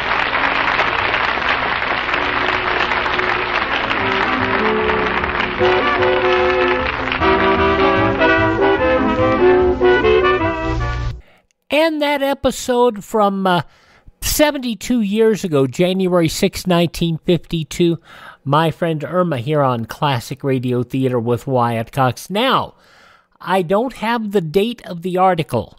I have somehow mislaid that. But I have to tell you that in the Fort Worth Star-Telegram, the following article was published. Marie Wilson thinks brain worth the $5,000. One of the highest paid and probably one of the best proportioned secretaries in the nation will be on duty in Fort Worth Thursday. Blonde and beautiful Marie Wilson, zany star of the My Friend Irma radio show, will draw down $5,000 for the 8-hour stretch. But she won't keep the money. It will go into the coffers of the National March of Dimes Fund to join the fight against infantile paralysis. There's also a good possibility that Irma will join the Mother's March of Polio campaign Thursday evening. Mrs. Walter W. Harris said that she would seek the star's services in the porch light solicitation. The Coca-Cola Bottling Company of Fort Worth named Sunday night as winner of a nationwide contest for Marie's pencil-pushing skills. The firm bid was 50,000 dimes. The slow-speaking, word-mangling blonde will work as secretary to the local chapter of the National Foundation for Infantile Paralysis. S. Scott Teal, campaign chairman, said upon hearing the announcement, "I think it's a wonderful gesture on the part of Miss Wilson. I sincerely hope that her appearance here will swell our contributions." Marie on the radio program thought it was a good idea to, saying, "I always knew my brain was worth money." But her friend Jane took a different view. "I always felt that someday there would be a price on that head." And the announcer issued a warning, "Watch out, Fort Worth. My Friend Irma is heading your way." Irma earlier speculated on her ability to talk in Texas, saying, "I'm not sure I can learn to speak the language in just one day, but as long as they talk money, who cares?" There you go. From the Fort Worth Star-Telegram, as a result of the announcement you heard today about Marie Wilson going to join the campaign to fight infantile paralysis, the March of Dimes. And it was a great thing, great thing. All righty, January 6, 1952, 72 years ago, Marie Wilson, My Friend Irma. Up next, Harold Perry is the Great Gildersleeve, as Classic Radio Theater with Wyatt Cox continues in just a moment. This is Dennis James. Here is Leo A. Hoig, Director of the Office of Civil and Defense Mobilization, who has a message for you about the importance of local community planning for survival in the nuclear age. In case of nuclear attack on the United States, your local officials will have a tremendous responsibility. It is at the local level that the attack will first strike, and that actions for the survival of people will be directed. That's why it's so important that your local government have plans ready to swing into action. Over 2,200 communities have such plans. Does yours? You must know what these plans are. Contact your local city officials. Learn their plans. Then make your home protection plans accordingly. The community that is prepared can survive any emergency. Planning by our governments means greater preparedness, greater safety for us all. And a reminder on Sunday's Classic Radio Theater with Wyatt Cox, more comedy with Fibber McGee and Molly, Jimmy Durante, My Favorite Husband starring Lucille Ball and Richard Denning, Phil Harris and Alice Faye, and Claudia. That'll all be coming up on Sunday's show. Right now, The Great Gildersleeve starring Harold Perry, 78 years ago, January 6, 1946, Ben, who is played by Ben Alexander, the same one from Dragnet. Ben is back from the Navy. The Kraft Foods Company presents The Great Gildersleeve.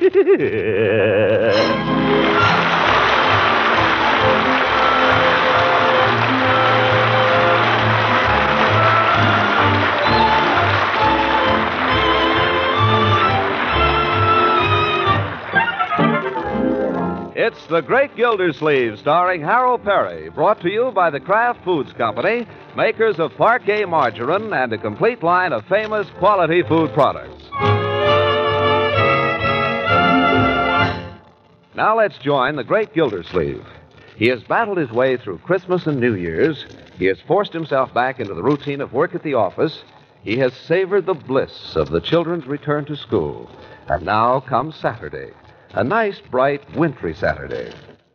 Oh, hello, Unky. I didn't know you were here. Yes, my dear, I live here. Has the mail come yet? I couldn't say. I haven't heard anything. Well, I might just look anyway. It has come.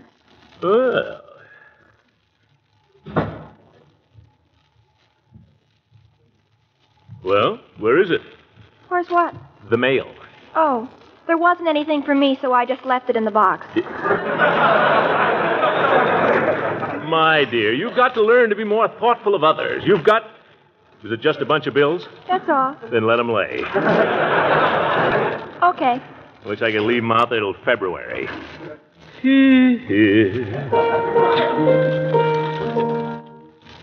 I'm as restless as a willow in a windstorm. I'm as jumpy as a puppet on a string. Yes, he's here, Bertie. Excuse me, Miss Gilsey, you doing anything? Well, yes and no, Bertie. I was trying to read the morning paper. Yes, sir. Well, as long as you ain't doing anything, I wonder, could you fix my electric iron? Iron? What's the matter with it? Look here. Oh, cord burned out. Well, I don't like to fool with electrical things, Bertie. Dangerous. But I'll take it down to the man, let him do it. Yes, sir. Those fellows don't seem to mind electrical shocks. Yes, sir. When was you thinking of going downtown, Miss Gilsey? Oh, later, Bertie. May not go to the office today, but if you'll just leave the iron here, I'll be sure and take it when I go out. Yes, sir. I'll leave it back here on the hall table. I'm as busy as a spider spinning daydreams. I'm as giddy as a baby on a swing. What the devil is that song, Marjorie? It might as well be spring. Might as well be anything. If you're going to play it, my dear, learn it. That's what I'm trying to do. Hi, Unc. Taking it easy today, huh? Well, I may go down to the office later, my boy. Stick in your shirt tail. On Saturday? Okay.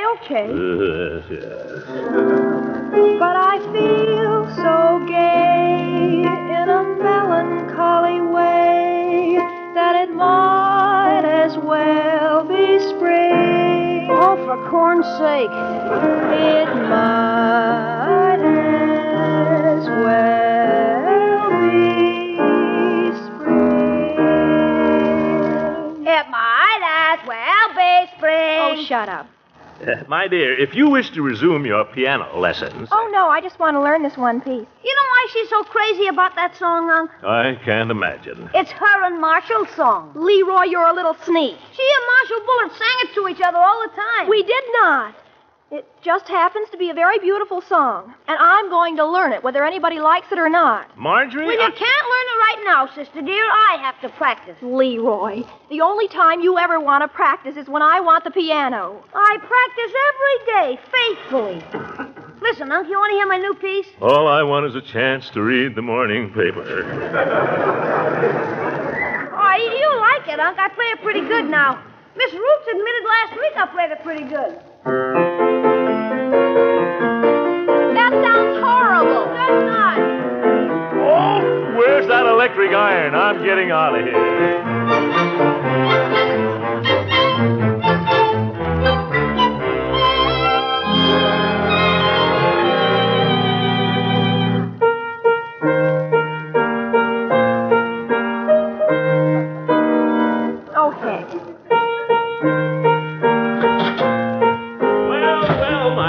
Guess what? All right, what? You'd never guess in 1,000 years, so I'll tell you as soon as I get my coat off.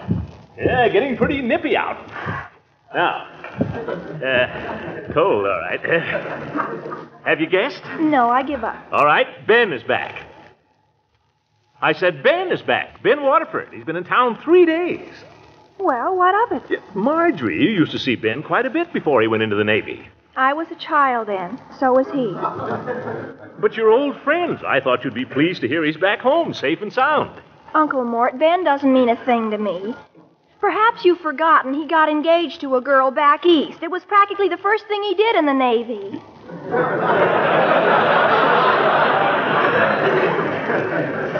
Well, he didn't get married. Ben's a good, sensible boy.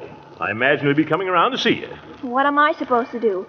Jump up and down and say goody goody? My dear. You say he's been in town 3 days? He hasn't even called me up. Well, he was always a little bashful. Maybe he still is. After 2 years in the Navy? Marjorie, I'm not trying to start an argument. I just thought you might be glad to hear he's at home. Not particularly. I believe I've mentioned to you that Marshall Bullard and I have an understanding. Marshall Bullard.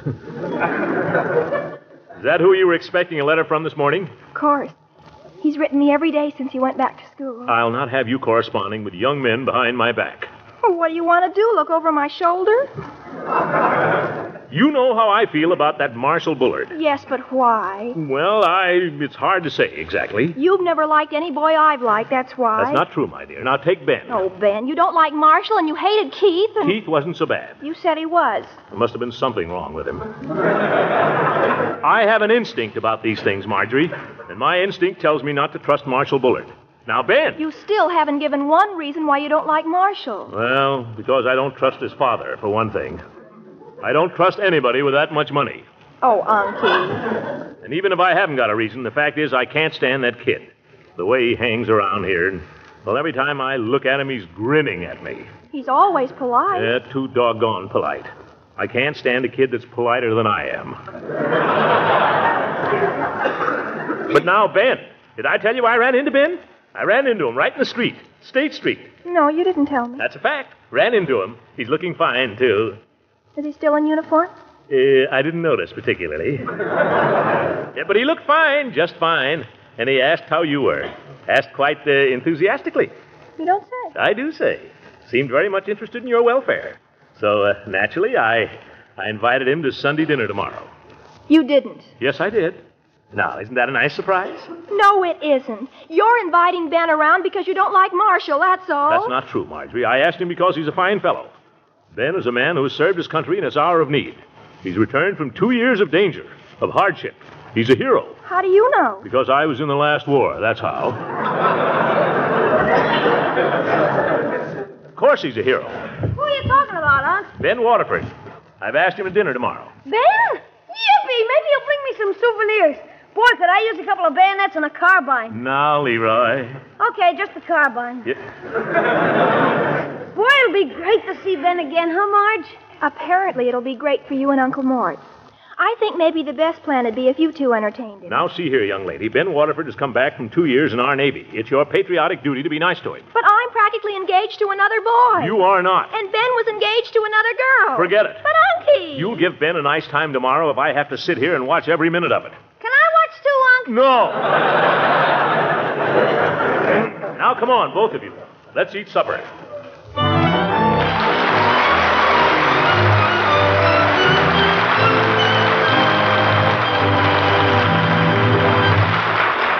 The Great Gildersleeve will be back in a few moments. I have with me tonight a lady who has volunteered to answer a few questions about parquet margarine. I'll be glad to, Mr. Lang. I know that many of our listeners will be interested in your answers because parquet margarine is a spread for bread that's preferred by millions. Well, I'm one of those millions, Mr. Lang. And that brings me to my first question. Why do you prefer parquet? Well, because, like the rest of my family, I like parquet's flavor the best. Then you've discovered that parquet's fresh, delicate flavor is still unmatched. That's a good way to put it, Mr. Lang. Do you realize what an important food parquet is in supplying your family with needed nourishment? I've heard you say many times that it's fortified with vitamin A. That's right. And it's also one of the best energy foods you can serve. Now, my last question is, have you compared the price of parquet with other spreads? I know it's economical. I pay just about half as much for parquet as I'd have to pay for costly spreads. Well, in answering all those questions, you've explained why parquet margarine is a favorite of millions. And to those who haven't tried parquet yet, I'd like to suggest that you do so soon.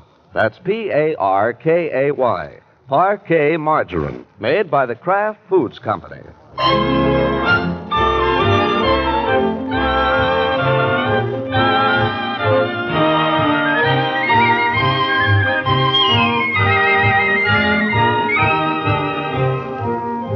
Now let's get back to the great Gildersleeve, who has prepared a rousing welcome for the Navy.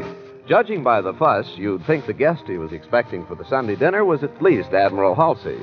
All morning long, he's been bustling around the house, issuing orders, countermanding them, supervising Leroy, supervising Bertie, supervising everybody. Leroy, pick up these shoes. I didn't put them there. Well, they're yours. Pick them up. Put them where they belong. Gosh, I get blamed for everything around here. Marjorie, aren't you going to get dressed? I am dressed. Pants and sweater? That's no way to come to Sunday dinner. What's wrong with it? You never objected before. Well, it's no way to greet a guest. He's your guest. You greet him. My dear, you're being very silly about Ben, and I won't have it. You go upstairs and put on something nice.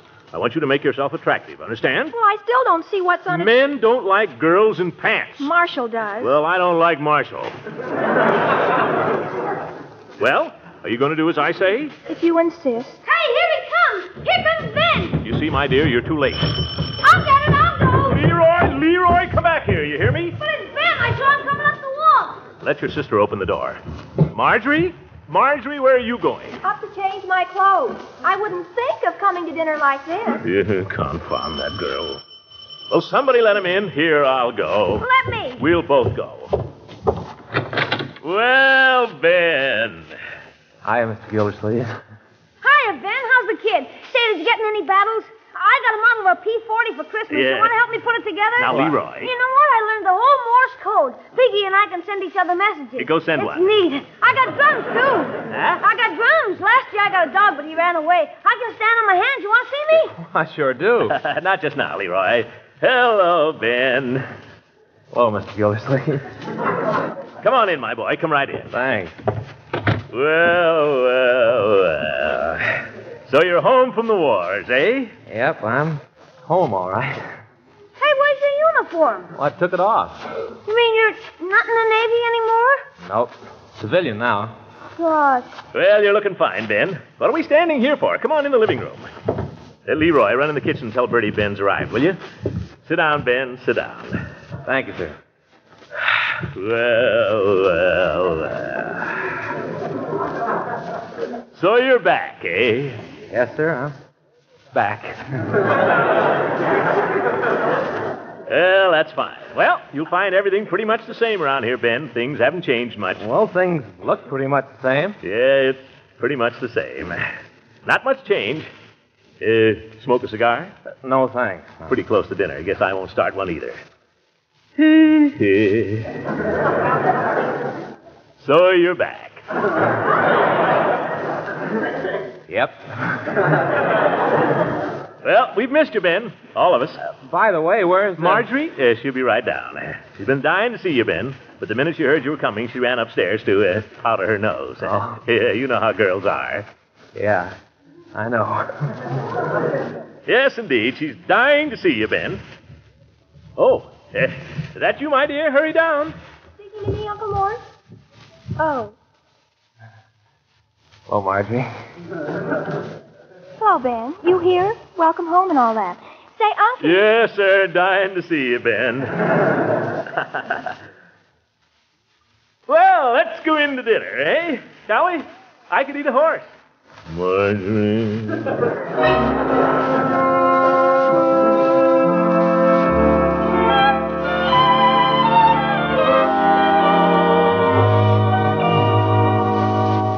Come on, Ben. Let me give you another piece of pie. Oh, no, thanks. Nonsense. You've only had 2 pieces. Pass up his plate there, Marjorie. He says he doesn't care for any. Well, it isn't that. I thought they fed you in the Navy. Gosh. Well, in that case, what do you say we adjourn, eh? Yeah, come on up to my room, Ben. I'll show you my drums. Now, my boy, Ben didn't come over here to see your drums, you know. He came to see your sister. Oh, Uncle Mort. Some other time, eh, Leroy? That's right, some other time. Right now, there's a nice fire in the living room, and I know that you and Marjorie have a lot to talk over, Ben. Oh, really, Uncle Mort? So you, Leroy, are going to go upstairs and take a nap. Take a nap in the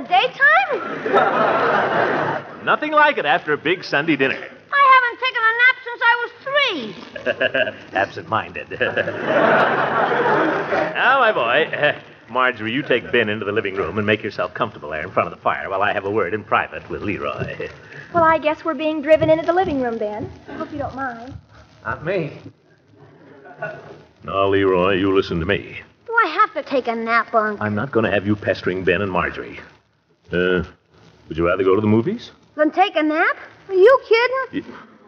All right, you can go to the movies. Well, Oh, yes, money. Here, bring back the change. Gee, thanks, Unc. And this time, bring it back. Okay. Well, go ahead. What are you going to do? I don't know. I may take a nap. Run along. What are you standing there listening for? Go to the movies and mind your own business, Leroy. I'm not listening. I stopped to tie my shoe. Ha! Do you want to go to the movies? Okay, I'm going. Yeah. Listening, the very idea. I wouldn't think of listening. Just want to see how they're getting along, that's all. Awfully quiet in there. How you been, Marge? Oh, fine. How've you been? Oh, fine. Fine and dandy. You're looking well. Oh, I'm fine. You look well, too. Oh, I am. I'm fine. Fine. That cleans that up.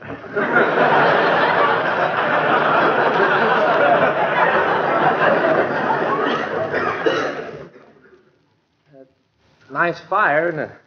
Yes, it is. I like fires, don't you? Yes, I do. Me too. Forget the fire, will you? You're getting off the track. Your uncle's looking well. Yes. I say your uncle's looking well. Oh, he is. He's fine. Will somebody say something? Oh, Leroy seems to be the same old Leroy.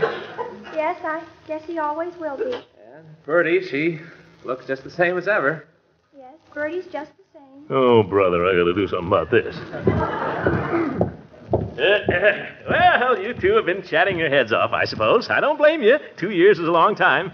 Ben, my boy, how does it feel to be back? Oh, it's... Well, I can tell you it's good to have you back, isn't it, my dear? Yes, indeed.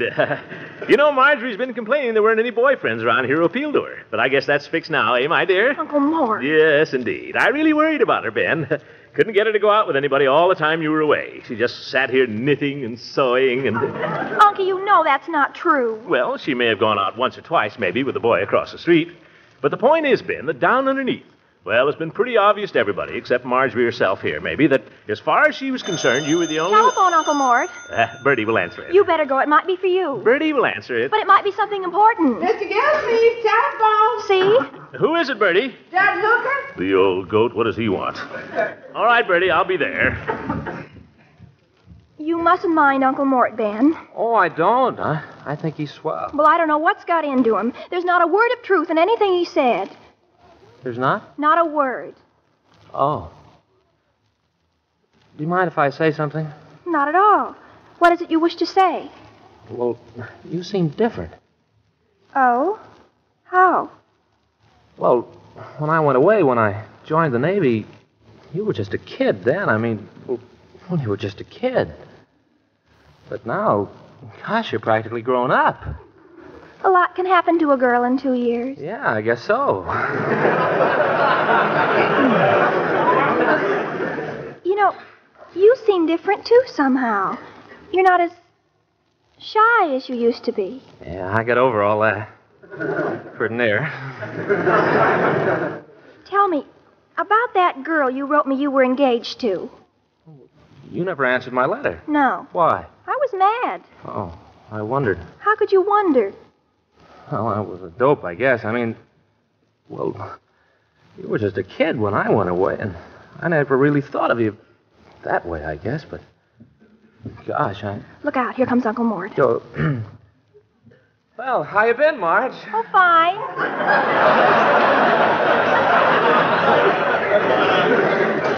Just fine. How have you been? Oh, fine. Don't tell me you haven't gotten any farther than that.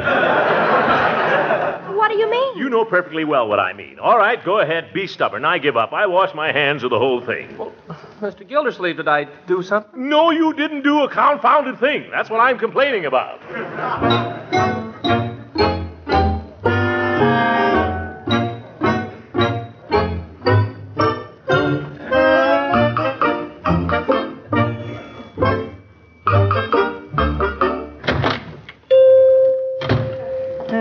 Mr. Gildersleeve.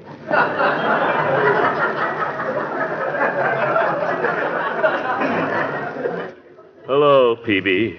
What can I do for you this afternoon? I want to complain about my niece. Marjorie? What's the matter with her? She's stubborn. That's what's the matter with her. Stubborn as a mule. Well, I've always thought of Marjorie as one of the most obedient and well-behaved young ladies I know. Well, she is. But confound it, she insists on running around with that Marshal Bullard. Oh. The no good, lazy, supercilious young upstart. I can't stand him. Don't like the way he calls you sir all the time. Don't like the way he parts his hair. Anyway, he's no good. Did I say that? Words to that effect. Well, I mean it. Now, you take Ben Waterford. Ben's as nice a boy as you'd want to know. Yes, he is. I like Ben. Everybody likes Ben. The trouble with him is he's spineless. There he is, just out of the Navy. A nice, attractive fellow. So I invite him to dinner, and what happens? What? Peavy, I never knew how hard it was to get a sailor and a girl together. Well, no, I wouldn't say that.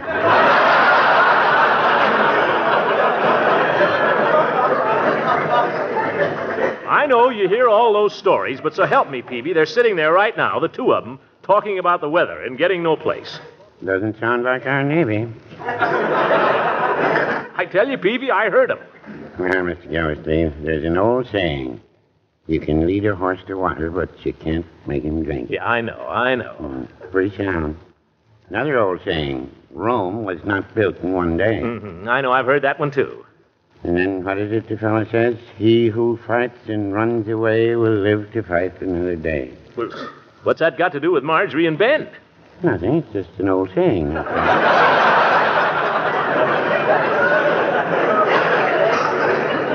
Peavy, I don't know why I come in here. I honestly don't. Well, I don't either. But you seem to want to make conversation, so I try to oblige. You're a friendly druggist. That's me. Man wants conversation. It's advice I want, Peavy. Advice, not conversation. Sorry, Mr. Gildersleeve. We're fresh out of advice. I'm expecting some in Monday. Yes. Spare me your heavy-handed wit, Peavy, if you please. You really want to know what I think, Mr. Gildersleeve? Certainly. Well, there's an old saying comes to mind, spare the rod and spoil the child. Marjorie is too old to spank Peavy. Just the same, you better put your foot down. I found out years ago, once you let a woman get the upper hand, well, there's an old saying they used to use. Yeah, I know. There's no fool like an old fool. Well, now, I wouldn't say that. Goodbye, Peavy.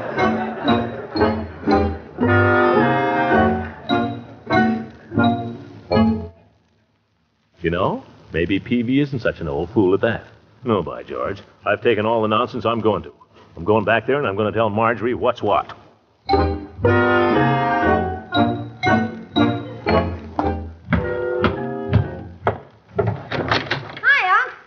You back? How long have I been gone? Oh, I just stayed for the main feature. I already saw The Mummy's Revenge. Yeah, oh, I see.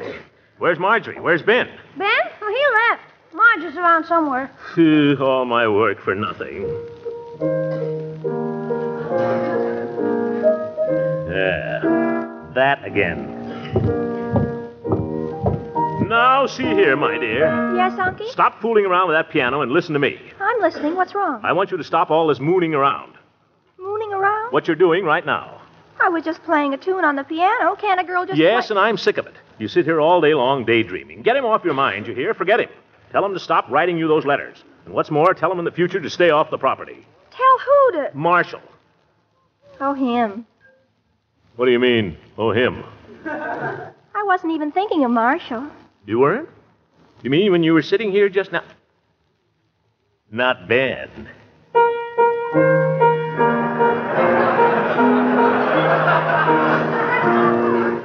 Well, I'll be darned. When did he... how did he... Well, I'll be darned. You know, that's really a very pretty song, my dear. How does it go again? I'm as busy as a spider spinning daydreams. I'm as giddy as a baby on a swing.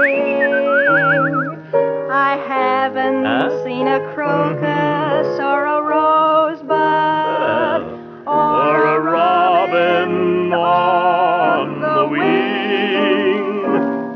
But I feel so gay in a melancholy way that it might as well be spring. It might as well be. It might as well be Ben. By George, I owe an apology to the United States Navy.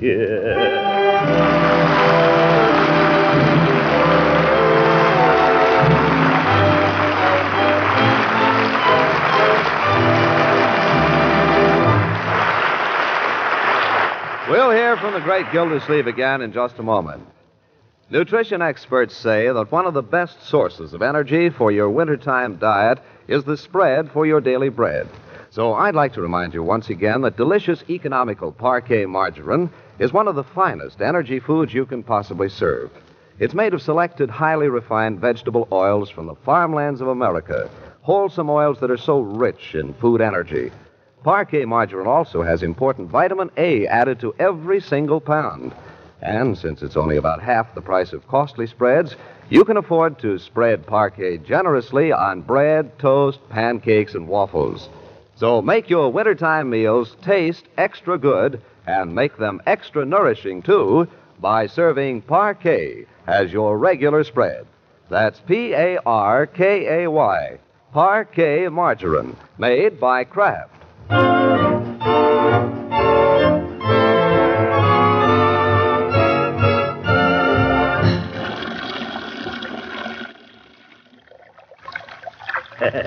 Pretty hot. Well, maybe I can stand it. Oop.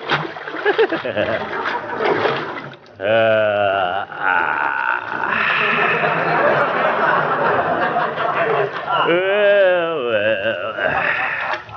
Little Marjorie and Ben. Good day's work. When you come to the end of a perfect day and Hey, Unc, you in there? Yeah. What are you doing? Taking a bath, getting myself clean. Something you ought to do oftener. I don't hear you washing. Don't worry about me, my boy. Go to bed. Good night. You too, folks. Don't wait up for me. I may be here quite a while. The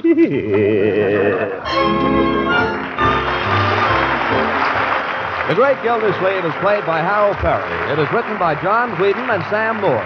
The music is by Jack Meakin.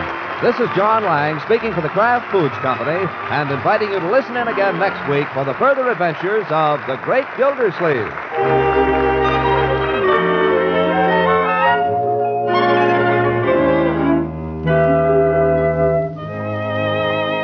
Do you know about this easy way to pep up wintertime meals?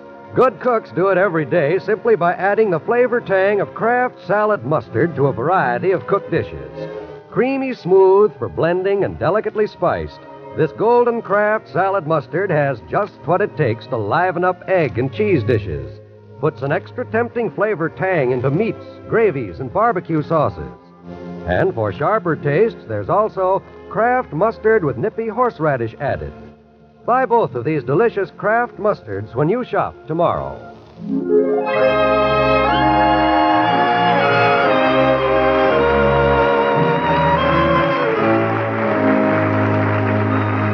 This is NBC, the national broadcasting company. From 78 years ago, January 6, 1946, Harold Perry, The Great Gildersleeve. We'll go to Pine Ridge, Arkansas next and see what's going on with Lum and Abner, mostly with Abner. Why? You'll see.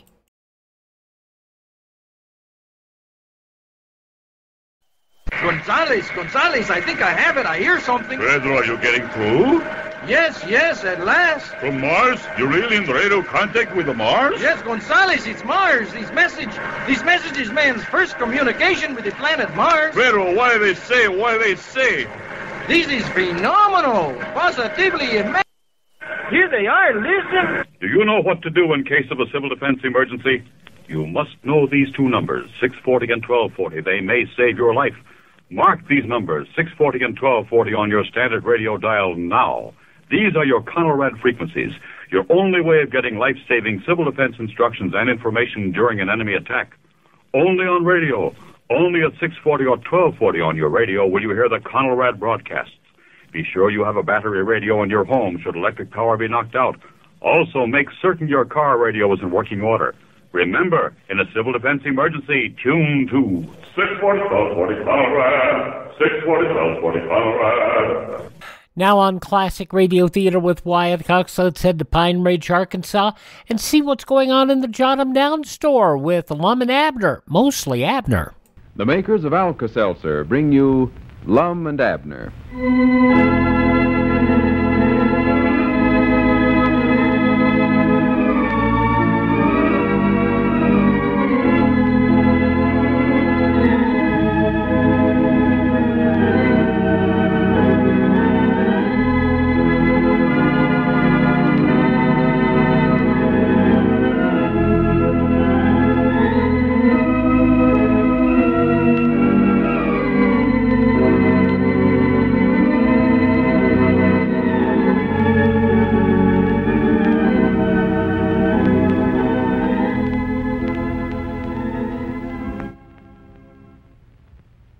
You know, friends, I've got an idea that most of the folks down in Pine Ridge are having the same trouble these days that confronts a good many of us, trying to balance the family budget. And if that's the case with you, if rising prices, bills, and increased taxes are making you scratch your head, listen to this. Did it ever occur to you that Alka-Seltzer can be one of the most helpful and still one of the most economical household items you can buy? That's a fact, and I'll tell you why. Alka-Seltzer is one medicine that does the work of many. Not only does it offer quick relief for headaches and acid indigestion, but also for occasional distress after meals, sour upset stomach, heartburn, muscular aches and pains and fatigue, morning after misery and cold distress. It's a fact. Relief for all of these common ailments can be yours from just one package of Alka-Seltzer tablets. Now think of that for convenience, and think what a big savings that can mean to you. So we say no thrifty home can afford to be without a package of Alka-Seltzer tablets in the medicine cabinet. Get one from your druggist right away, won't you? And say, remember, it's further economy to get that large-size package, because it contains over 3 times as many tablets as the small size, yet costs only twice as much. And now, let's see what's going on down in Pine Ridge. Well, Lum swore off having anything more to do with the boxing business and promised Abner that he'd concentrate on building up the bakery with their new Lucky Loaf bread. But something happened. He found out that Mousie had knocked out Iron Ike one morning just for practice and had challenged him to a return match when the carnival plays Cherry Hill. So, once again, Lum is a fight manager. And today, as we look in on the little community, we find Abner running the Jotham Down store all alone. Grandpappy Spears has dropped in for a visit. Abner's on the phone. Listen. Well, I'm sorry, but we can't deliver no Lucky Loaf bread today. No, Mom, not even one loaf. Well, I can't say when we'll have some, but as soon as we do, I'll be proud to let you know. All right. Goodbye.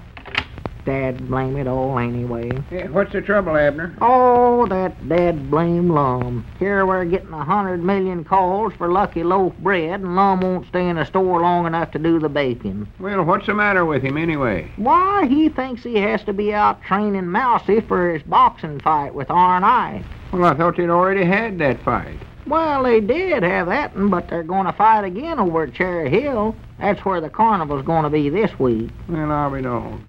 Why a feller wants to get whipped twice is beyond me.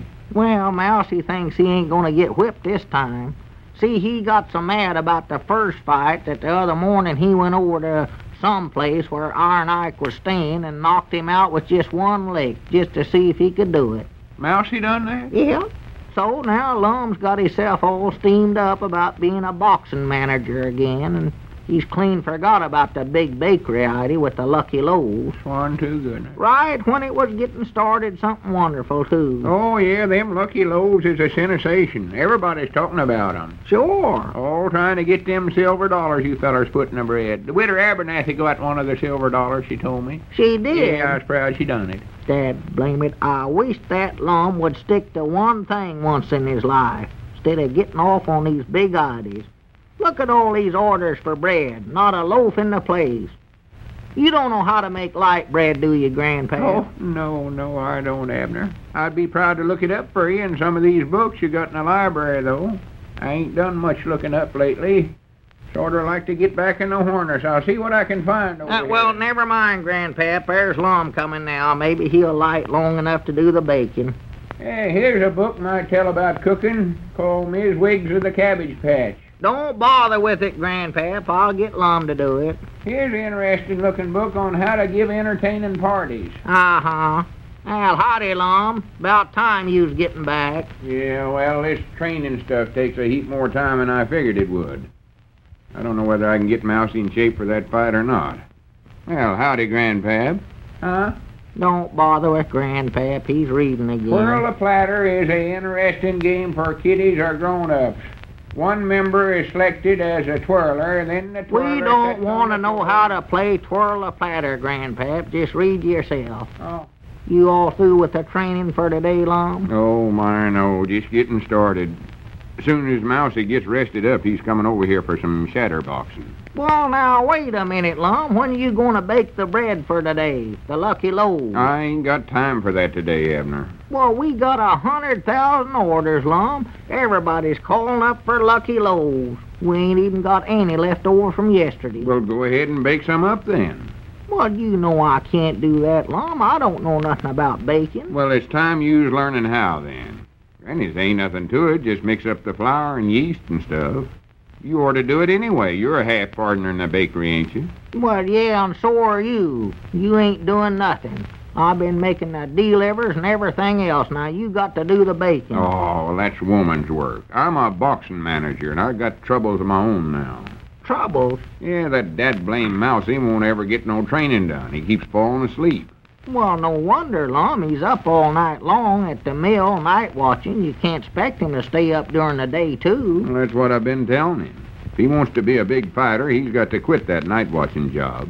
But he won't do it. He thinks that job's a wonderful thing. He says that mill's like a mother to him. A mother? That's what he said. Granny, I got to study up some way to get him to quit. That's all there are to it. You know what happened this morning? I had him lifting a couple of 100-pound weights, and he went to sleep right while he had 'em up over his head, right up in the air. Dropped 'em on his foot. Oh, my goodness, did it hurt him? Of course it hurt him. Made him limp something awful. Well, I don't doubt it. He even had to give up running after about 5 miles. Fact is, he couldn't hardly keep up with me. With you? Was you out there running that fur? Why, sure. Or, that is, I weren't exactly running. I was on a horse at the time. Oh. But that foot, sure enough, slowed Mousy down. Of course, he kept falling asleep while he was running, too. That had something to do with it. Granny, I wished he'd hurry up and get here. We ain't got much time to get him in condition before the big fight. Yeah, we ain't got much time to get the Lucky Loaves baked up for today, neither. Now, you gonna get 'em ready or not, Lon? Abner, I told you I ain't got time for that. You figure out a way to do it yourself. Well, now, I ain't gonna do all the work around here. Every time you get off on one of your fancy new ideas, why, you shove all the old work off onto me. I'm tired of it. I ought to at least get more than half the profits or something if I'm going to do that. Well, you can have all the profits if that'll make you happy. You can have the bakery and the store and everything. I don't care. Just don't bother me. Wait a minute. There's Mousy at last. Huh? Granny's look at him, walking along with his eyes closed. Why, sure, poor fella. He's sleepy. He expects to do any shatter boxing. He's got to wake up enough to see his shatter so he can box at it. I don't care if he never wakes up. Now, don't talk that way about him, Abner. He's going to make a fortune for me. Or at least $1,000 whenever he whips Iron Ike. Prattle. Yeah, come in, Mousy, old boy. How you feeling? Oh, I'm so sleepy I can't hardly tell. I just can't hardly. Yeah, well, look, Mousy, we just got to settle one thing before we can go any further with this training. What do you mean, Lum? You've just got to quit your job over at the mill. Oh, I couldn't do that, Lum. Why, that old mill is just like a mother to me. Mousy, you got to do it, though. You got to devote your full time to this. Look at me. I'm only your manager, but I'm giving all my time to your training. Well, yes, but you still have the store and everything, Lum. Gus and me, why, we have to live on what I make at the mill. Well, you'll make a heap more out of this box fighting stuff. You mark my word. Yes, sir, but what if I don't? Well, them's the chances you got to take. If you want to get rich and famous, make a success out of yourself, you got to take chances. Yes, sir. That's a old lettered saying of mine. Them that don't take chances don't, something or another, take no chances, I believe it is. Well, if I had another business like you have, Lum, to fall back on, why, I'd do it in a minute. Why, sure, that don't sound just right, Lum, asking Mousy to give up his job over there. All right, Granny's, wait a minute. Show you how much I think of your chances of making a success out of yourself as a box fighter. I'll give up the store and bakery and everything else. Stake everything on you. Swim or sink with you is what I'll do. Now, Lum, you don't want to... Yes, I do, too. You've been complaining about me running off and leaving you with all the work to do. Maybe it ain't fair.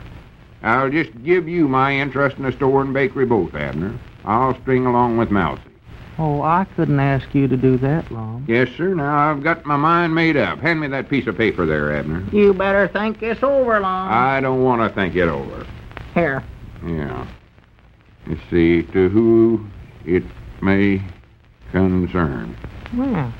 I, Lum Edwards, partner of the first party, sit scribbling, do hereby turn over to Abner Peabody. Sounds legal, don't it? Yeah, I reckon so. All my interest in the Jot 'em Down store and Pine Ridge Bakery. Making him sole owner. Signed, Lum Edwards. There. How's that, Mousy? Let's me see, Lum. Here, take it. It's yours. Well, if you have that much confidence in me, Lum, why, I'll do my part. I'll quit my job at the mill. Well, good for you. Doggies, put her there. It's a deal. Yes, sir. Well, I'll go over and break the news to Mother, or to tell Mr. Bates that I'm quitting. That's the time. Tell him you're through. We ain't got time for no outside businesses. We're going to make a fortune out of your fighting. Yes, sir, that's just what I'll tell him. Then you better go home and get some sleep, and we'll start training again tomorrow when you get rested up good. All right, sir, I'll see you in the morning then, Lum. Yeah, come over early. We'll put in the whole day shatterboxing and such as that, if the sun's out. So long. So long. Granny's it worked, Abner. I hated to tell him I was giving up the store and bakery, but I seen that was the only thing to do. I can tell him later it was just a joke. Joke? Yeah, it was the only way I could get him to quit. Well, here, I better get over to the place. The place? Yeah, I'm going to fix up the parlor over there into a gymnasium. Move all our furniture out there so he can practice. I'll see you sometime tomorrow, Abner. All right. You ain't coming back today at all, huh? No, I expect I'll be too busy, Abner. So long. So long. I doggy, that settles it, Grandpap. Huh? I've got a paper here that Lum just now signed, giving me all his interest in the store and the bakery. Giving it to you? Yes, sir. He thinks it's a joke, but I'm going to learn him a lesson. That Mousie'd better turn out to be a good box fighter, I'll tell him that. Or that Lum's going to be running around here with nothing to do. Well, I guess Lum won't forget this experience for a while, will he? And here's something you won't want to forget, friends. To guard against the danger of a deficiency of vitamins A and D. Now, here's how you and every member of your family can do that, and at amazingly low cost. Take one a-day brand vitamin A and D tablet every day. Now, that name, remember, is one-a-day vitamin tablets. They're offered and guaranteed by the makers of Alka-Seltzer. One tablet a day is all you need to supply your full, normal, daily requirements of these two important vitamins, for each tablet contains the same amount of vitamins A and D as 2 whole teaspoonfuls of cod liver oil, meeting minimum United States pharmacopoeia standards. And when you see how reasonably priced they are, and you realize that you need take only one tablet a day, you'll want your whole family to get their protective benefits. So don't delay. Ask your druggist for one-a-day brand vitamin A and D tablets right away. Remember, they're guaranteed by the makers of Alka-Seltzer. And say, that reminds me, you better get a package of Alka-Seltzer tablets from your druggist, too.